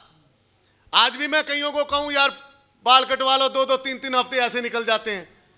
तो अभी सलूम एक ऐसा करदार है जो अपने बाप के खिलाफ गया। और यह गया क्यों? क्योंकि जब खुदा ने अपनी बाइबल में लिखा है, जब उसने ऊरिया को मरवा कर उसकी बीवी ली तो नातन नबी ने कहा ये शरारत तेरे घर से कभी नहीं जाएगी, ये शरारत तेरे घर में ही रहेगी। और ये सारा सिलसिला उसके साथ साथ चलता रहा। फिर खुदा ने दाऊद को तो उस तरह की गलती के अंदर नहीं डाला, लेकिन जब सुलेमान की बारी आई तो खुदा ने इसराइल को 2 टुकड़े कर दिया। आमीन। आप उस वाले मैसेज को भी जानते हैं। हुआ क्यों? क्योंकि यहूदा के नस्ल के पीछे कौन पड़ा हुआ था? शैतान था। इसलिए मत्ती सुलेमान को लेता है और दाऊद लूका की इंजील के 3 बाब की 31वीं आयत में आप देखते हैं कि नातन का नाम आता है। यह भी दाऊद का ही बेटा था, अदुनिया भी उसका बेटा था, अभी सलूम भी उसका बेटा था, और काफी उसके बच्चे हैं जो बेटों के जिक्र मिलता है हमें। तो हम थोड़ा आगे निकलते हैं। आइए मेरे साथ थोड़ा आगे चलिए। शैतान बीज के खिलाफ है। उसे यह नहीं है कि सामने कौन है, उसे इंसान से सरोकार नहीं है। वो बीज को देखता है कि बीज पीछे पड़ा हुआ बीज के। अब यीशु मसीह खुदा का ओरिजिनल सीड है। वो बोले हुए कलाम से मरियम से फरिश्ता ने कहा रूहुल कुदस तुझ पर साया डालेगा और तू रूहुल कुदस के सबब से हामला होगी, तू एक बेटे को जन्म देगी और उसका नाम यीशु रखना, क्योंकि वही अपने लोगों को उनके गुनाहों से निजात देगा। अब जब अबलीस को इस बात का इल्म हुआ कि ये स्पोकन वर्ड है, जैसे यीशु मसीह ने बपतिस्मा लिया, यूहन्ना यीशु मसीह को बपतिस्मा दे रहा है। दोनों मेजर नबी वक्त के वहां खड़े हैं यर्दन के किनारे। तो अबलीस भी कहीं दूर नहीं गया, वो भी उधर ही था। जब उधर था तो उसने यूहन्ना के सर को कलम करवाया, एक लाइन को, लेकिन इस वाली लाइन के आगे वो पीछे चलता रहा, साथ चलता रहा, साथ चलता रहा। फिर क्या हुआ? मत्ती 4 बाब के अंदर हम पढ़ते हैं कि जिस तरह मैं और आप आजमाए जाते हैं, खुदा यीशु मसीह भी आजमाया गया। ये नबी कहते हैं कलीसिया जमानों के अंदर। नंबर 1 जिस्म की ख्वाहिश, नंबर 2 आंखों की ख्वाहिश, और नंबर 3 जिंदगी की शेखी मारो। वो उसे ले गया मत्ती की इंजील 4 बाब के अंदर। अगर मैं जानता हूं तुझे भूख लगी, इन पत्थरों से क्या रोटियां बने? कैसे रोटियां बन जाएंगी? और हम जानते हैं कि अबलीस यीशु मसीह की गवाही को खत्म करना चाहता है। आप कौन हो? यीशु मसीह की गवाही। आप यीशु मसीह की गवाही हो। संडे चर्च आते हो, वो आपको स्लिप करना चाहता है ताकि गवाही खत्म हो, लेकिन आप गवाही पर कायम हो। अबलीस के सर को कुचलते हो कि हम गवाही देंगे, और आप कुचल कर आते हो और यीशु मसीह के कलाम को कबूल करते हो। फिर झील के पानी के अंदर वो चला गया, कश्ती में सोया हुआ था। शागिर्द कहते हैं यीशु को जगाओ। अबलीस तूफान ले आया, उसे मारना चाहता था, लेकिन ओरिजिनल सीड को नहीं मार सकता। थोड़ा आगे निकलते हैं,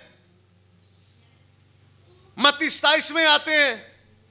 मत्ती 27 के अंदर खास काम होता है। इससे पहले कि मत्ती 27 आए, नबी ने कहा वो मत्ती 24 में मोहरों को प्रीच कर चुका। जब उसने मोहरों को प्रीच किया, ना सिर्फ मोहरों को बल्कि वो जमानों की भी बात करता है। शागिर्द कहते हैं हमें बता ये कब होंगी? वो उनको बताता है।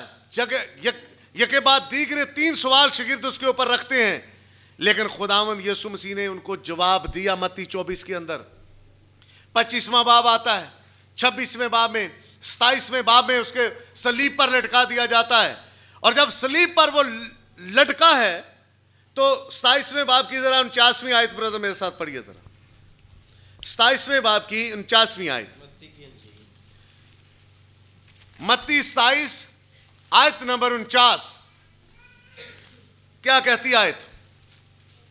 मगर बाकियों ने कहा, ठहर जाओ, देखें तो एलिया उसे बचाने आता है ये या नहीं। वो वक्त है जब यीशु मसीह ने एली एली लमा शबक्तनी कहा तो लोग कहने लगे रुको रुको, ठहरो तो सही, देखें तो सही, क्योंकि तमाशा देखने वाले उधर ही थे। अब देखते हैं क्या एलिया आता है। आगे ब्रदर। यीशु ने फिर बड़ी आवाज से चलाकर जान दे दी। यीशु ने बड़ी आवाज से, और जब आप इंग्लिश बाइबल में देखोगे तो वहां पर लाउडली वॉइस आपको मिलेगा। ये इस वॉइस के अंदर, इस पुकार के अंदर, इस गर्ज के अंदर, इस आवाज के अंदर उनके नाम छुपे हुए थे।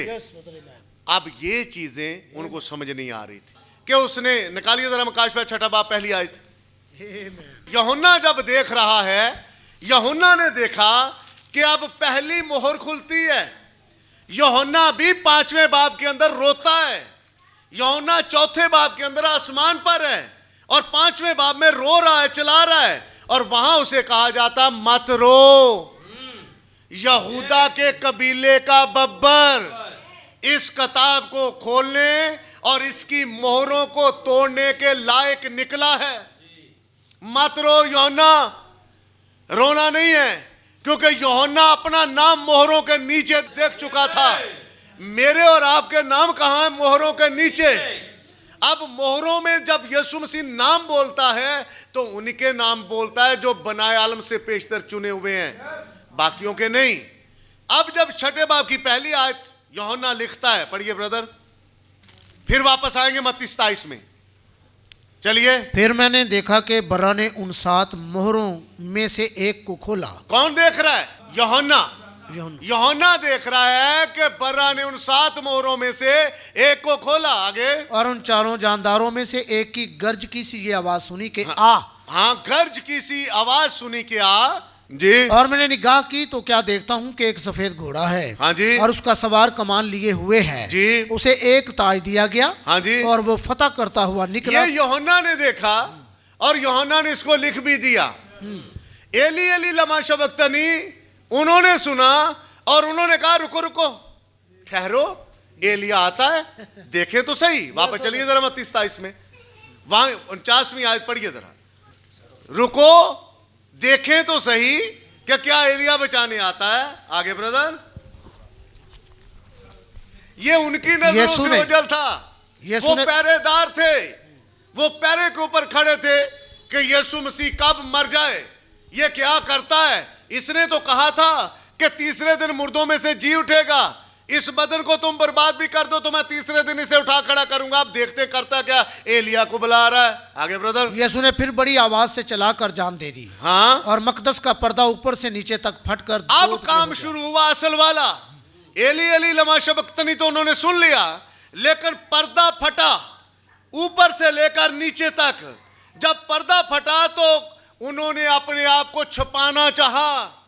ब्रदर ब्रैनम कहते हैं, लोग कहते हैं अब खुदा नंगा हो चुका है, ये पर्दा फट गया है, ये चाक हो चुका पर्दा, क्योंकि खुदा पर्दे के पीछे था। आमीन। अब पर्दे को तोड़ने वाला, फाड़ने वाला इस जमीन के ऊपर मौजूद था। आगे ब्रदर पढ़िए। और जमीन लर्जी और चट्टाने तिड़क गई। जमीन लर्जी और चट्टाने तिड़क गई। चट्टाने तिड़क गई। और कब्रें खुल गई। कब्रें खुल गई। और बहुत से जिस्म उन मुकद्दसों के जो सो गए थे जी उठे। ये मुर्दे जो मुकद्दस जो सो गए थे, ये क्यों जी उठे?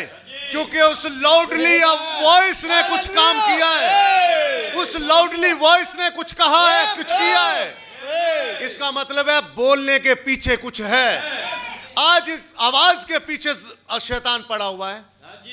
इस आवाज के पीछे, इस आवाज से उसे एलर्जी है, इस आवाज से वो नफरत करता है कि ब्रदर देखो, हमें कुछ चीजें रखनी होती हैं, कुछ दबानी होती हैं, कुछ बोलनी होती हैं, कुछ ऐसा करना होता, कुछ वैसा करना होता। लेकिन वहां पर तो यीशु मसीह ने बड़ी आवाज दी और सामने उनको नजर आ रहा है एली एली लमा शबक्तनी कह रहा है, लेकिन नीचे उनको नजर नहीं आ रहा कि वहां तो जो अब्राहम है कब्र में उठ बैठा है, आदम कब्र में उठ बैठा है, इसहाक कब्र में उठ बैठा है। वो इंतजार कर रहा है कि अब काम तो हो गया, अब हम कब जाएंगे। अगर वो यीशु मसीह से पहले आ जाते तो यीशु मसीह मुर्दों में से जी उठने वाला पहलौठा नहीं होता। अब वो अपनी कब्रों के अंदर बैठे हुए रेडी। ताकि ये पहले निकले और उसके बाद फिर हम आगे चले जाएं। Yes.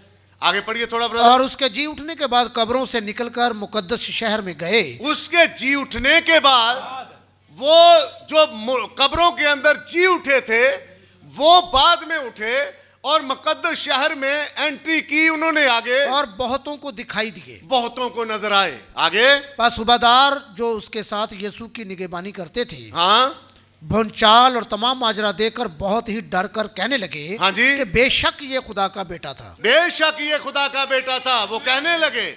लेकिन यूहन्ना ने जब देखा तो उसने एक घोड़सवार देखा, घोड़े का रंग बताया गया, व्हाइट घोड़ा। आगे चलिए जरा 10वें बाब के अंदर, मकाशवा का 10वां बाब है, उसके अंदर आपको यही किताब जो बंद थी, बार बार आप सुन चुके हैं, ये किताब खुल जाती है। और यीशु मसीह को सिरका क्यों चुसाया?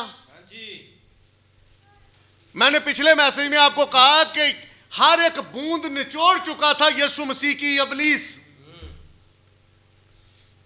कि ये बोले नहीं, क्योंकि इसके बोलने से कुछ होता है। आमीन। ये जब झील पर आया तो इसने अपना पांव वहां ऊपर रखकर कहा थम जा, और हवा थम गई, लहरें रुक गई। ये जब यार के घर में गया तो इसने कहा तलीता कौमी, ये बोलता है तो चीजें वजूद में आती हैं। मैं इसका ब्लड ही निचोड़ लूंगा, मैं इसे खत्म। आज भी इब्लीस ऐसा कर रहा है, वो आपको शुगर दे देता है, लो मर जाओ शुगर में, लो ब्लड प्रेशर में मर जाओ, कैंसर में मर जाओ। क्या वो आवाज बंद कर सकेगा? ब्रदर बहनों ने कहा ये बदन बीमारी को जल्दी पकड़ लेता है, लेकिन इसके बाद एक बदन हमें मिलेगा जो बीमारी को नहीं पकड़ेगा। आमीन। अब मेरी और आपकी आवाज तो यहां वो बंद कर सकता है, लेकिन तू यीशु मसीह की ओरिजिनल सीड की आवाज को बंद नहीं कर सका। उन्होंने सिरका चुसा दिया कि और बोले और बोले, फिर वो बड़ी आवाज से चिल्लाया।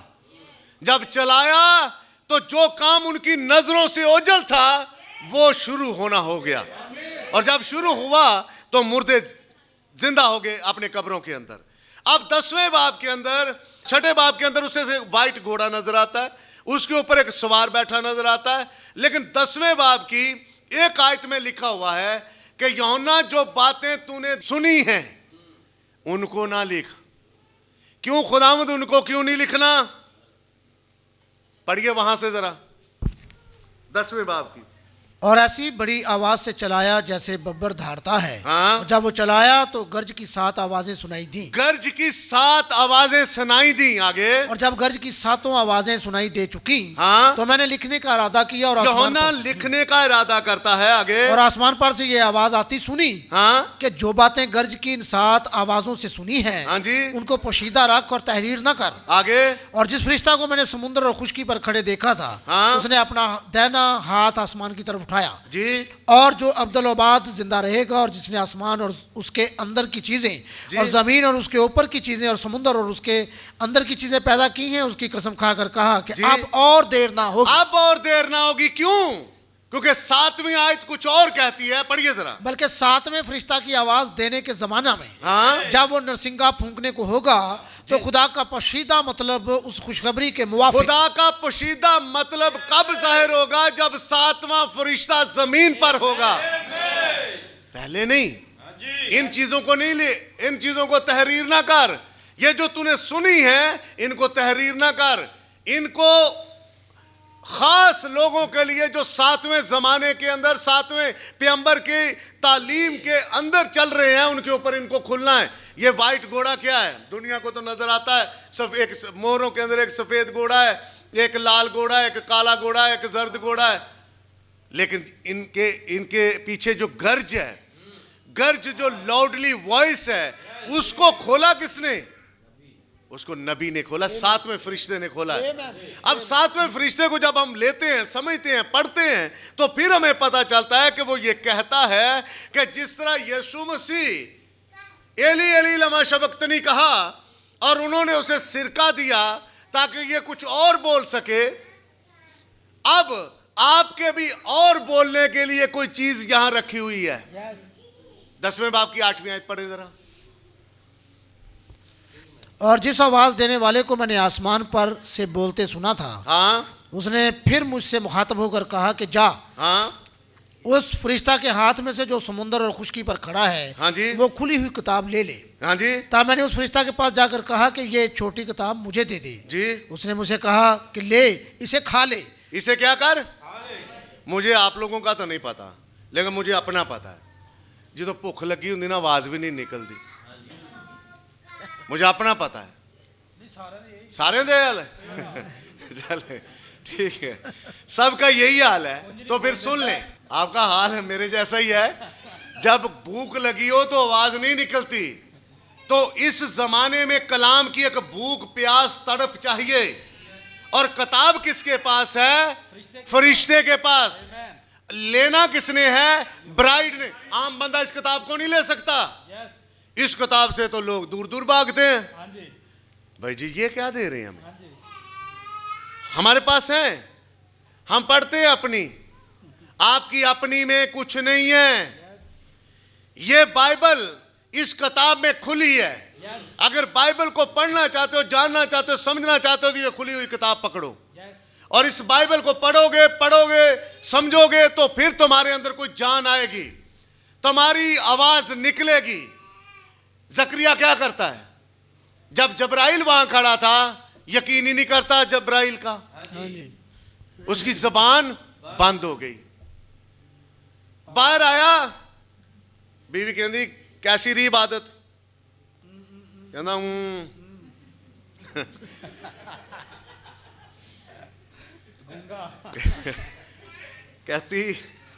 कहती होगी आज तो बड़ा ही मसे में है। मसीहियत एक मसे के नीचे है। आमीन ब्रदर जी। मसीही जो होता है वो एक मसे के नीचे होता है। अगर आप चर्च आकर एक मसे के नीचे नहीं है ना, तो आप मसीही नहीं है। शादी में जैसे लोग मसे में होते हैं, वो शादी का मसा होता है। डीजे पार्टी में जैसे लोग मसा में होते हैं, वो डीजे पार्टी का मसा है। चर्च में एक मसा है। अगर आप चर्च के मसा में यानी मसीह वाले मसा में नहीं हो, तो आप मसीही नहीं हो। चर्च के मसा में आओ, फील करो उन चीजों को। उन चीजों के अंदर आपका हिस्सा बाकी है। खुदा आपको मार नहीं सकता। खुदा कुलजम में मार सकता था जिस तरह मिस्रियों को मारा, लेकिन वो पार्ट ऑफ द गॉड थे। आप और मैं पार्ट ऑफ द गॉड है। खुदा मुझे तूफान में नहीं मार सकता, आपको किसी और जगह नहीं मार सकता, क्योंकि अब जो मसीह में मरे हैं वो नए मखलूक हैं। आमीन। वो किसी बीमारी में आपको नहीं मार सकता। वो आपको रास्तबाजी में लाना चाहता है। आप वहां हैं, जो खुदा का सीड है, खुदा उसे मरने नहीं देता। हम गीत नहीं गाते, गेहूं के दानों को कभी सोने नहीं देता। जो मसीह का बीज है उसको खुदा कभी मरने नहीं देता। ओपा में जितने मर्जी भी होवे, खुदा उसे बुलाता है। यूहन्ना को कहा गया कि ले उस किताब को खा ले।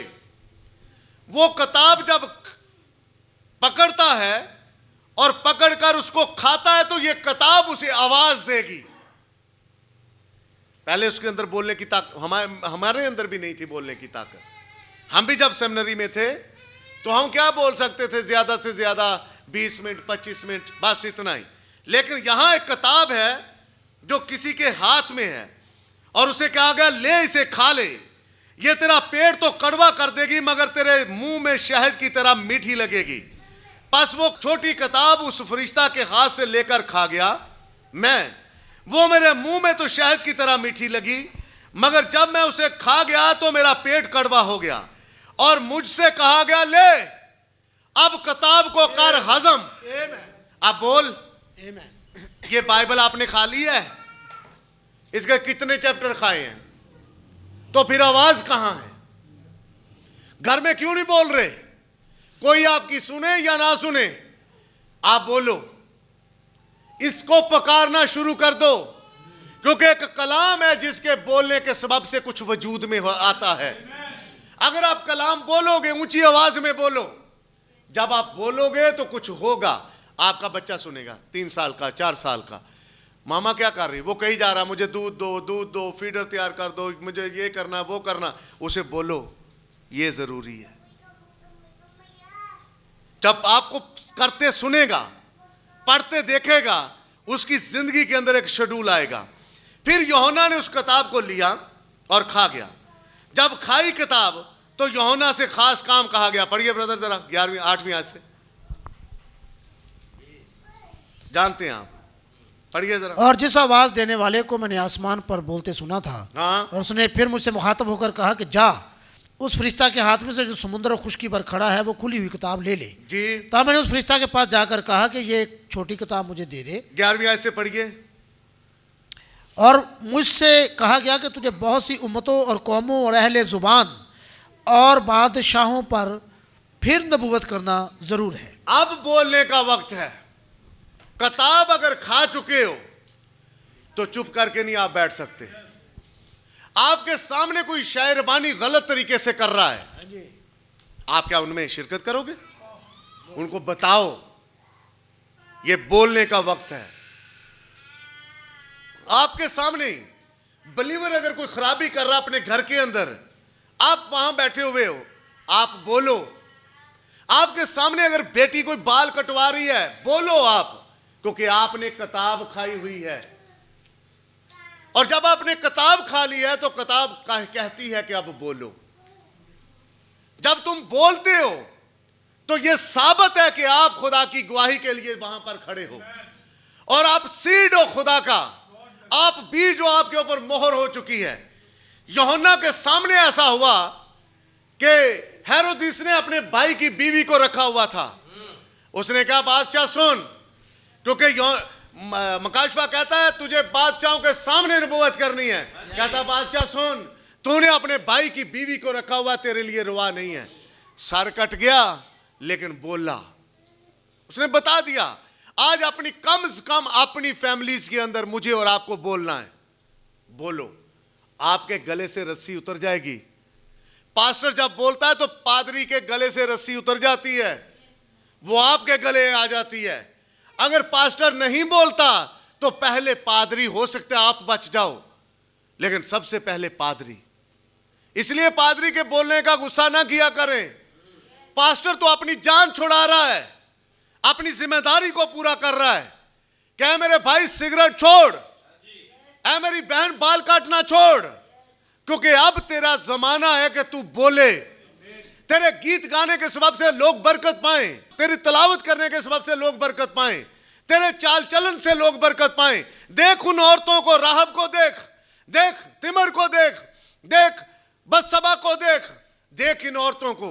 हालांकि उरिया यहूदी भी नहीं था, हित्ती था, लेकिन यहूदी मजहब का पैरोकार होते हुए भी वो दाऊद के साथ इतना वफादार रहा। आप तो मसीही हैं, बपतिस्मा लिया हुआ है, बपतिस्मा याफ्ता हैं, चर्च आते हो, आप खुदावंद के नाम के लिए खड़े होते हो, गीत गाते हो, आपका नाम एक आला खानदान के साथ जुड़ा हुआ है, और सबसे बढ़कर मसीह का लहू आपकी मोहर बना हुआ है। बयाने में मसीह का लहू दे दिया गया है। आप क्या करोगे? आप बार बार उसके हाथों से फिसलते हो। तो खुदा कहता है कमार के घर चला जा, मैं तुझे दिखाता हूं। कमार के घर जा और देख कमार को। यिर्मयाह, कमार क्या करता है? कहता खुदावंद कमार मिट्टी ले रहा है, मिट्टी को गूंद रहा है, मिट्टी को छानता है, तोड़ता है, कूटता है, छान कर पानी मिक्स करता है और उसके ऊपर गूंदता है, जोर देता, प्रेशर देता है और उसका एक लौंदा सा बनाकर चाक के ऊपर रख देता है। खुदा ने कहा फिर देख, अपने हाथ रखता है, उसको एक शेप देता है और शेप उससे बन नहीं पा रही, वो फिर उसे उतारता है और फिर रखता है और फिर उसे गूंदता है और गूंद कर फिर चाक पर रखता है। ये किसके साथ हो रहा है? मेरे और आपके साथ। आपको खुदा तोड़ता है, कूटता है, छानता है, आपसे हर तरह की खबासत निकलती है, सिगरेट, पान, नशा, हर तरह का खुदा दूर करना चाहता है। आपके अंदर से दुनियादारी की हर चीज को दूर करना चाहता है और फिर आपको किताब देता है। जमाने का बेहतरीन कलाम आप ही के पास है। और किसके पास गया? आपके पास आया। उसने बताया मैं ओरिजिनल सीड हूं। वो बियाबान में मेरे साथ था, मुझे कहता क्या ये रोटियां बन जाएं। मैंने कहा इंसान सिर्फ रोटी से नहीं जीता, बल्कि हर उस बात से जो खुदा के मुंह से निकलती है। मैंने कलाम के साथ उसका मुकाबला किया, तो क्यों नहीं पकड़ते इस कलाम को, क्यों नहीं लेते इस कलाम को? इस कलाम को पकड़ो, ये तुम्हारा ओढ़ना बिछोना है, इस कलाम के साथ जियो। लेकिन अगर तुम ऐसा नहीं करते, तुम्हारी आवाज चाहिए। आवाज कब आएगी, दिलेरी कब आएगी? जब तुम किताब खाओगे। किताब खा लो, ये किताब तुम्हें दिलेरी देगी। अगर किताब नहीं ना खा रहे तो दिलेरी भी नहीं है, क्योंकि आपने कुछ पढ़ा ही नहीं है। जब आप पढ़ोगे आपके अंदर दिलेरी। मैंने बाइबल में पढ़ रखा, निकालिए मेरे साथ जरा मुकाशफा 19वां बाब। जब तुम पढ़ लेते हो तो तुम्हारे अंदर एक दिलेरी आती है। दिलेरी आने का जरिया एक किताब है। ब्रदर जरा उसकी पांचवी आयत पढ़िए जरा। और तख्त में से ये आवाज निकली कि कहां से? तख्त में से ये आवाज निकली आगे, ए उससे डरने वाले बंदो, हाँ, खा छोटे हो खा बड़े, हाँ, तुम सब हमारे खुदा की हमद करो। तुम क्या करो? खुदा की तख्त में से आवाज आती आगे। फिर मैंने बड़ी जमात की सी आवाज और जोर के पानी की सी आवाज, बड़ी जमात की सी आवाज और जोर के पानी सी। हम गीत नहीं गाते, बाले पानी वांगरू लाड़ी दी आवाज है। आज आवाज से प्रॉब्लम है, आज आवाज से लोगों को प्रॉब्लम है। इस आवाज को और बुलंद कर दो, इस आवाज को और बुलंद करो कि ये आवाज ऐसा लगे ये आवाज तख्त में से आ रही है। आमीन। ये किसी आम आदमी की आवाज नहीं है, ये आवाज तख्त में से आ रही है। और कहता मुझसे डरने वालों, पढ़िए ब्रदर दोबारा आयत, मुझसे डरने वालों, मुझसे डरने वाले बंदो, खा छोटे हो खा बड़े, हाँ, तुम सब हमारे खुदा की हमद करो। ये क्या पादरी की जिम्मेदारी सिर्फ? यहाँ जो बच्चा बैठा उसकी भी, छोटे बड़े सब की जिम्मेदारी है। तुम्हारी आवाज से खुदा को सरोकार है। बोलो, तुम्हारे बोलने से बदरूहें भागेंगी, तुम्हारे बोलने से हालात अच्छे होंगे, तुम्हारे बोलने से सारी चीजों का बंधन तुम्हारे ऊपर से टूटेंगे। बोलो तो सही। 7 साल हो चुके हैं, तुम अब मैच्योर हो चुके हो, किताब तुमने खाई है और ली है किताब तुमने। आगे पढ़िए थोड़ा। फिर मैंने बड़ी जमात की सी आवाज और जोर के पानी की सी आवाज, तुम्हारी आवाज पानियों की सी आवाज है आगे, और सख्त गर्जों की सी आवाज सुनी। कौन सी? सख्त गर्जों की सी आगे, कि हालेलुया, हालेलुया। आगे, इसलिए कि खुदावंद हमारा खुदा कादर मुतलक बादशाही करता है। कौन बादशाही करता है? कादर मुतले खुदावंद हमारा खुदा, जो लोहे के आसा के साथ आया है। इसके पीछे भी वो पड़ा। मरियम जब जन्म देती है यीशु मसीह को, हेरोदिस 2-2 साल के बच्चों को मरवा देता है। क्यों मरवाता है? उसे अपनी फिक्र है, अपनी फिक्र है उसे। क्यों कत्लो गारत होती है? सीड मारना चाहते हैं। आप नहीं जानते, शायद काइन नहीं मार सका, यशवा 7वें बाब में नहीं मर सका, तवारीख के अंदर सलातीन की किताब के अंदर एजिबल नहीं मार सकी, अतलिया नहीं मार सकी, हेरोदिस नहीं मार सका। तो आज कौन मारेगा इस आवाज को? कौन तोड़ेगा? फिर कॉन्स्टेंटाइन इस आवाज को नहीं मार सका, नहीं दबा सका। नहीं दबती ये आवाज। ये आवाज कहती है तुमने बपतिस्मे को तब्दील किया है। ये आवाज कहती है तसलीस नहीं है बाइबल में। ये कौन सी आवाज है? ये दुल्हन की आवाज है। फिर हम सीखते हैं यीशु मसीह अगर सूरज है तो दुल्हन क्या है? चांद है। ये अपने सूरज की रोशनी लेकर जमीन पर चांद के थ्रू, अपने थ्रू भेजती है। आप यीशु मसीह की ब्राइड हो। जब आप बोलते हैं तो कुछ होता है। अपनी नौकरी के लिए आज बोलो। मैं आपसे कहता हूं, अगर आपके पास अच्छी नौकरी नहीं है, आज बोलो। अपनी नौकरी के लिए कुछ बोलो। जब तक नहीं बोलोगे नहीं होगा। पादरी बोलता रहे, चलाता रहे, आप खुद बोलो। यीशु मसीह कहता क्या तू ठीक होना चाहता है? तो कहना खुदावंद पता नहीं। तो फिर खुदावंद कहना मैनू भी नहीं पता। अगर तू ही ठीक नहीं होना चाहता तो तुझे नहीं पता, तो फिर मुझे भी नहीं पता। अपनी नौकरी के लिए कुछ बोलो, ड्यूटी के, बिजनेस के लिए कुछ बोलो, अपने शोहर के लिए कुछ बोलो, अपनी औलाद के लिए कुछ बोलो। क्या बोलते हो यहां आकर? बोलो ना। बोलोगे तो खुदा सुनेगा और तुम्हारी जरूरत के मुताबिक तुम्हें देगा। अपने चर्च के लिए कुछ बोलो। अपने लिए आसमान को खोलो। बोलकर बोलो, आसमान खुलेगा। बोलो, तुम्हारे ऊपर खुलेगा आसमान। अपने किचन के लिए कुछ बोलो। जो तुम्हारा भाई बहन खुदावंद यीशु मसीह के साथ आंख मचोली खेल रहा, उसके लिए कुछ बोलो। खुदा वजूद में लाएगा कुछ। अपने लिए आसमान को खोलो, बोलो तो खुलेगा। अपने लिए, अपने चर्च के लिए, अपने लिए चर्च में आने के रास्ते खोलो। खुदा तुम्हारे लिए रास्ते, बैरियर तोड़ेगा। आमीन।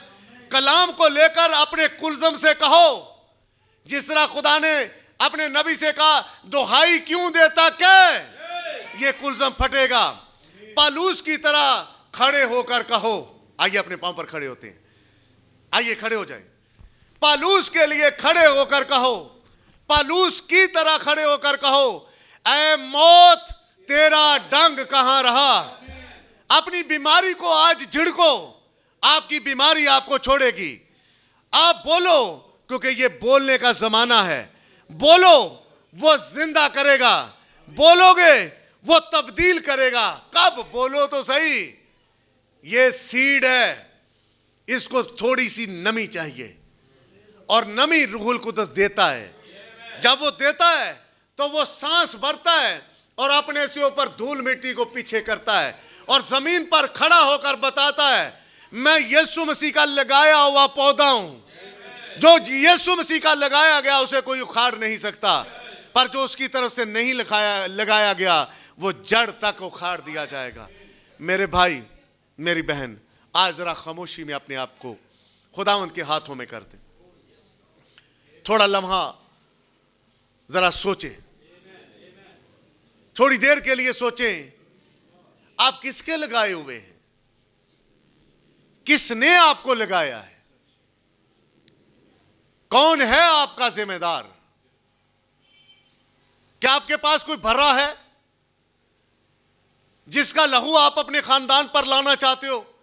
हेड ऑफ द फैमिली भाई, आपसे मुखातब हूं, जरा सोचिए। अगर आपके प्याले में लहू है, नबी ने कहा है कि जोफे के साथ लगाओ, सादा ईमान के साथ लगा दो, आपका घराना महफूज रहेगा। बोलो, मैं लहू लगाता हूं ताकि मेरे लोग महफूज रहें। बोलो, हमें सच्चा निशान चाहिए, जिस तरह राह बोली। मेरे भाई, खुदा अपने सीड पर मोहर करता है बोलकर। उसने कहा, जब तक मैं उस महीन कतानी वाले को कह रहा हूं कि मोहर कर दे, जब तक मेरे लोगों पर मोहर नहीं हो जाती, ये 6 मर्द हथियारों वाले नहीं जा पाएंगे। मेरे भाई, यीशु मसीह लाउडली वॉइस के साथ आपके लिए बोल चुका है। अब आपकी बारी है, बोलो। अपने बेटे के लिए बोलो, अपनी बेटी के लिए बोलो, अपने भाई के लिए बोलो, अपनी बहन के लिए बोलो, जो आपके साथ हैं उनके लिए बोलो, और कहिए, खुदावंद, मैं अपने साथ वाले भाई के लिए बरकत चाहता हूं। आप एक दूसरे के साथ मोहब्बत से आते हैं, मोहब्बत करिए और मोहब्बत के साथ बैठिए। खुदावंद के टेबल पर जब आप शरीक होते हैं तो कोई अपने दिल में बुग़्ज़ रख कर नहीं आ सकता, कोई अपने दिल में अफरा तफरी लेकर नहीं आ सकता। मुझे और आपको तैयार होना है एक रैप्चर के लिए, और रैप्चर उठाया जाना तभी होगा जब मैं और आप इस किताब को ले लेंगे, खा लेंगे। अब चलाना है, जोर से बोलना है मुझे और आपको। जब हम बोलेंगे तब खुदा कुछ करेगा। मेरे भाई, मुझे किसी सीड को जमीन पर खड़ा करना है। अगर मैं सीड हूं तो मुझे सीड ही लाना है। अपने आप को कहिए, अपने से हम कलाम हो, हमने कितना वक्त गुजार दिया। खुदावंद हम रस्मी नहीं बनना चाहते। खुदावंद हम कभी रस्मन तेरी इबादत नहीं करना चाहते कि बस संडे के संडे गए और चर्च किया और वापस आ गए। खुदावंद ये वो बातें हैं जो तू नबी के सबब से कह गया। मैं तेरी शुक्रगुजारी करता हूं खुदावंद तेरे बेटों और बेटियों के लिए। खुदावंद ये सुवा नहीं है, ये जरखेज जमीन है और इस जमीन में तेरे कलाम का बीज गया है, ये फलदार हुआ है। इन जिंदगियों में खुदावंद मैं तब्दीली देखता हूं और खुदावंद तू भी अपने बच्चों पर नजर रखे हुए है। बाप खुदावंद इनकी शक्ल शबी तेरी तरह की हो, इनका करैक्टर तेरी तरह का हो। मेरे खुदा जिस तरह तू बीमारों पर हाथ रखता था वो अच्छे होते थे, ये भी बीमारों पर हाथ रखें और बीमार अच्छे हो जाए। ये भी खुदावंद झील के बीच में चाहे फंसे हो, ये तूफानों को थमा सकते हैं। मेरे खुदा जलाल के बादशाह ये बदरूहों को निकाल सकते हैं। शर्त यह है कि तेरा रूह इनमें बस जाए। खुदावंद ये अबलीस की सारी मकारियों से वाकिफ हो चुके। अबलीस इनके पीछे है, वो किसी सिगरेट के लालच से इन्हें गिराना चाहता है, लेकिन खुदावंद तू अपने बच्चों के साथ है। अबलीस की सारी चाल से, चालाकी से, उसकी नजरों से खुदावंद तूने इन्हें ओझल रखा हुआ है। मेरे खुदा ये तेरे ब्लड के नीचे हैं, ये उस लहू के नीचे है। अबलीस बार बार कहता है तुमने ये किया, तुमने वो किया, लेकिन खुदावंद तेरे नबी ने कहा खुदा ने मेरे गुनाहों की फाइल को भूल जाने वाले समंदर में फेंक दिया है। खुदा मेरे गुनाहों को याद नहीं करता। अबलीस है जो मेरे गुनाहों को बार बार मेरे सामने लाता है। मेरे खुदा इन्हें तौफीक दे, ये अपनी हरकतों पर गालिब आ सकें, ये तेरे कलाम को पढ़ सकें, ये तेरे नबी की आवाज़ को सुन सकें। खुदावंद ये अपने बच्चों को तेरे साथ मुंसलिक करवा सकें। खुदावंद कहीं ऐसा ना हो कि यशवा के सीन से हटते ही खुदावंद वो कलीसिया बर्बाद हो गई। जलाल के बादशाह ये कलीसिया अपने बच्चों को सिखाए हम रस्मी मसीही नहीं हैं, हमारी ज़िंदगी में उसके कलाम की एक तार लगी रहनी चाहिए। चाहे मैं 5 वाट का बल्ब हूं, मैं अपने हिस्से की रोशनी अपने घर में दूं और आहिस्ता आहिस्ता मेरा घर रोशन हो जाए। मेरे खुदा इनके इकरार को तू कबूल करता है। खुदावंद हम हर रोज़ गलतियां करते हैं, हमारे से हर रोज़ सरजद गुनाह हो जाते हैं, पर अभी तू रहम के तख्त पर मौजूद है। मेरे खुदा तेरा लहू मौजूद है। मैं तेरे लहू में रंगना चाहता हूं इस कलीसिया को और अपने आप को। मेरे खुदा हम नजर ना आए बल्कि हमारे में तू नजर आए। और खुदा यहोवा पाक खुदा हम तेरी आवाज़ को लेकर ज़मीन पर चल सके। खुदावंद अबलीस इस आवाज़ के पीछे है, पर मेरे खुदा जलाल के बादशाह मैं जानता हूँ इसे दबा नहीं सकता। ये बड़ी जमात की सी आवाज़ है, ये पानियों की सी आवाज़ है, इसे वो बंद नहीं कर सकता। मेरे खुदा क्योंकि इस आवाज़ को तूने चुना है। तेरी तारीफ़, तेरी तमजीद हो। मेरे कादर मुतले खुदा तू अपने लोगों के हदियों पर नज़र कर। खुदा जब वो लेकर आए हैं उन्होंने तेरी हजूरी में रखा है जो रखना चाहते हैं। खुदा जो जब तेरी हजूरी में लाते हैं तो उन्हें ब्लेस कर बरकत दे। तो उनकी सारी खुदा उन प्रॉब्लम्स को जानता है, खुदा उनकी सारी कमज़ोरियों को जानता है। मैं नहीं जानता पर खुदा तू जानता है, क्योंकि तू अपने बच्चों को, अपने तालबों को नींद में दे देता है। खुदा जलाल के बादशाह तेरे घर में आए हैं और कोई तेरे घर से खाली नहीं जाता। खुदावंद हन्ना आई, वो तेरी चौखट के साथ लगी रही। मेरे खुदा उसने औलाद नौरीना पा लिया। मेरे खुदा आज भी हम एक नर बच्चे को लेकर आ रहे हैं और वो तेरा कलाम ही है। मेरे खुदा जलाल के बादशाह, जलाल के बादशाह तेरी तारीफ, तेरी तमजीद हो। कादर मुतले खुदावंद आसमानी बाप अपने लोगों को छू और ब्लेस कर बड़ी बरकत दे। ये सब कुछ तेरे मीठे मसीह यीशु के नाम से मांगते, बख्श दे, आमीन। God bless you.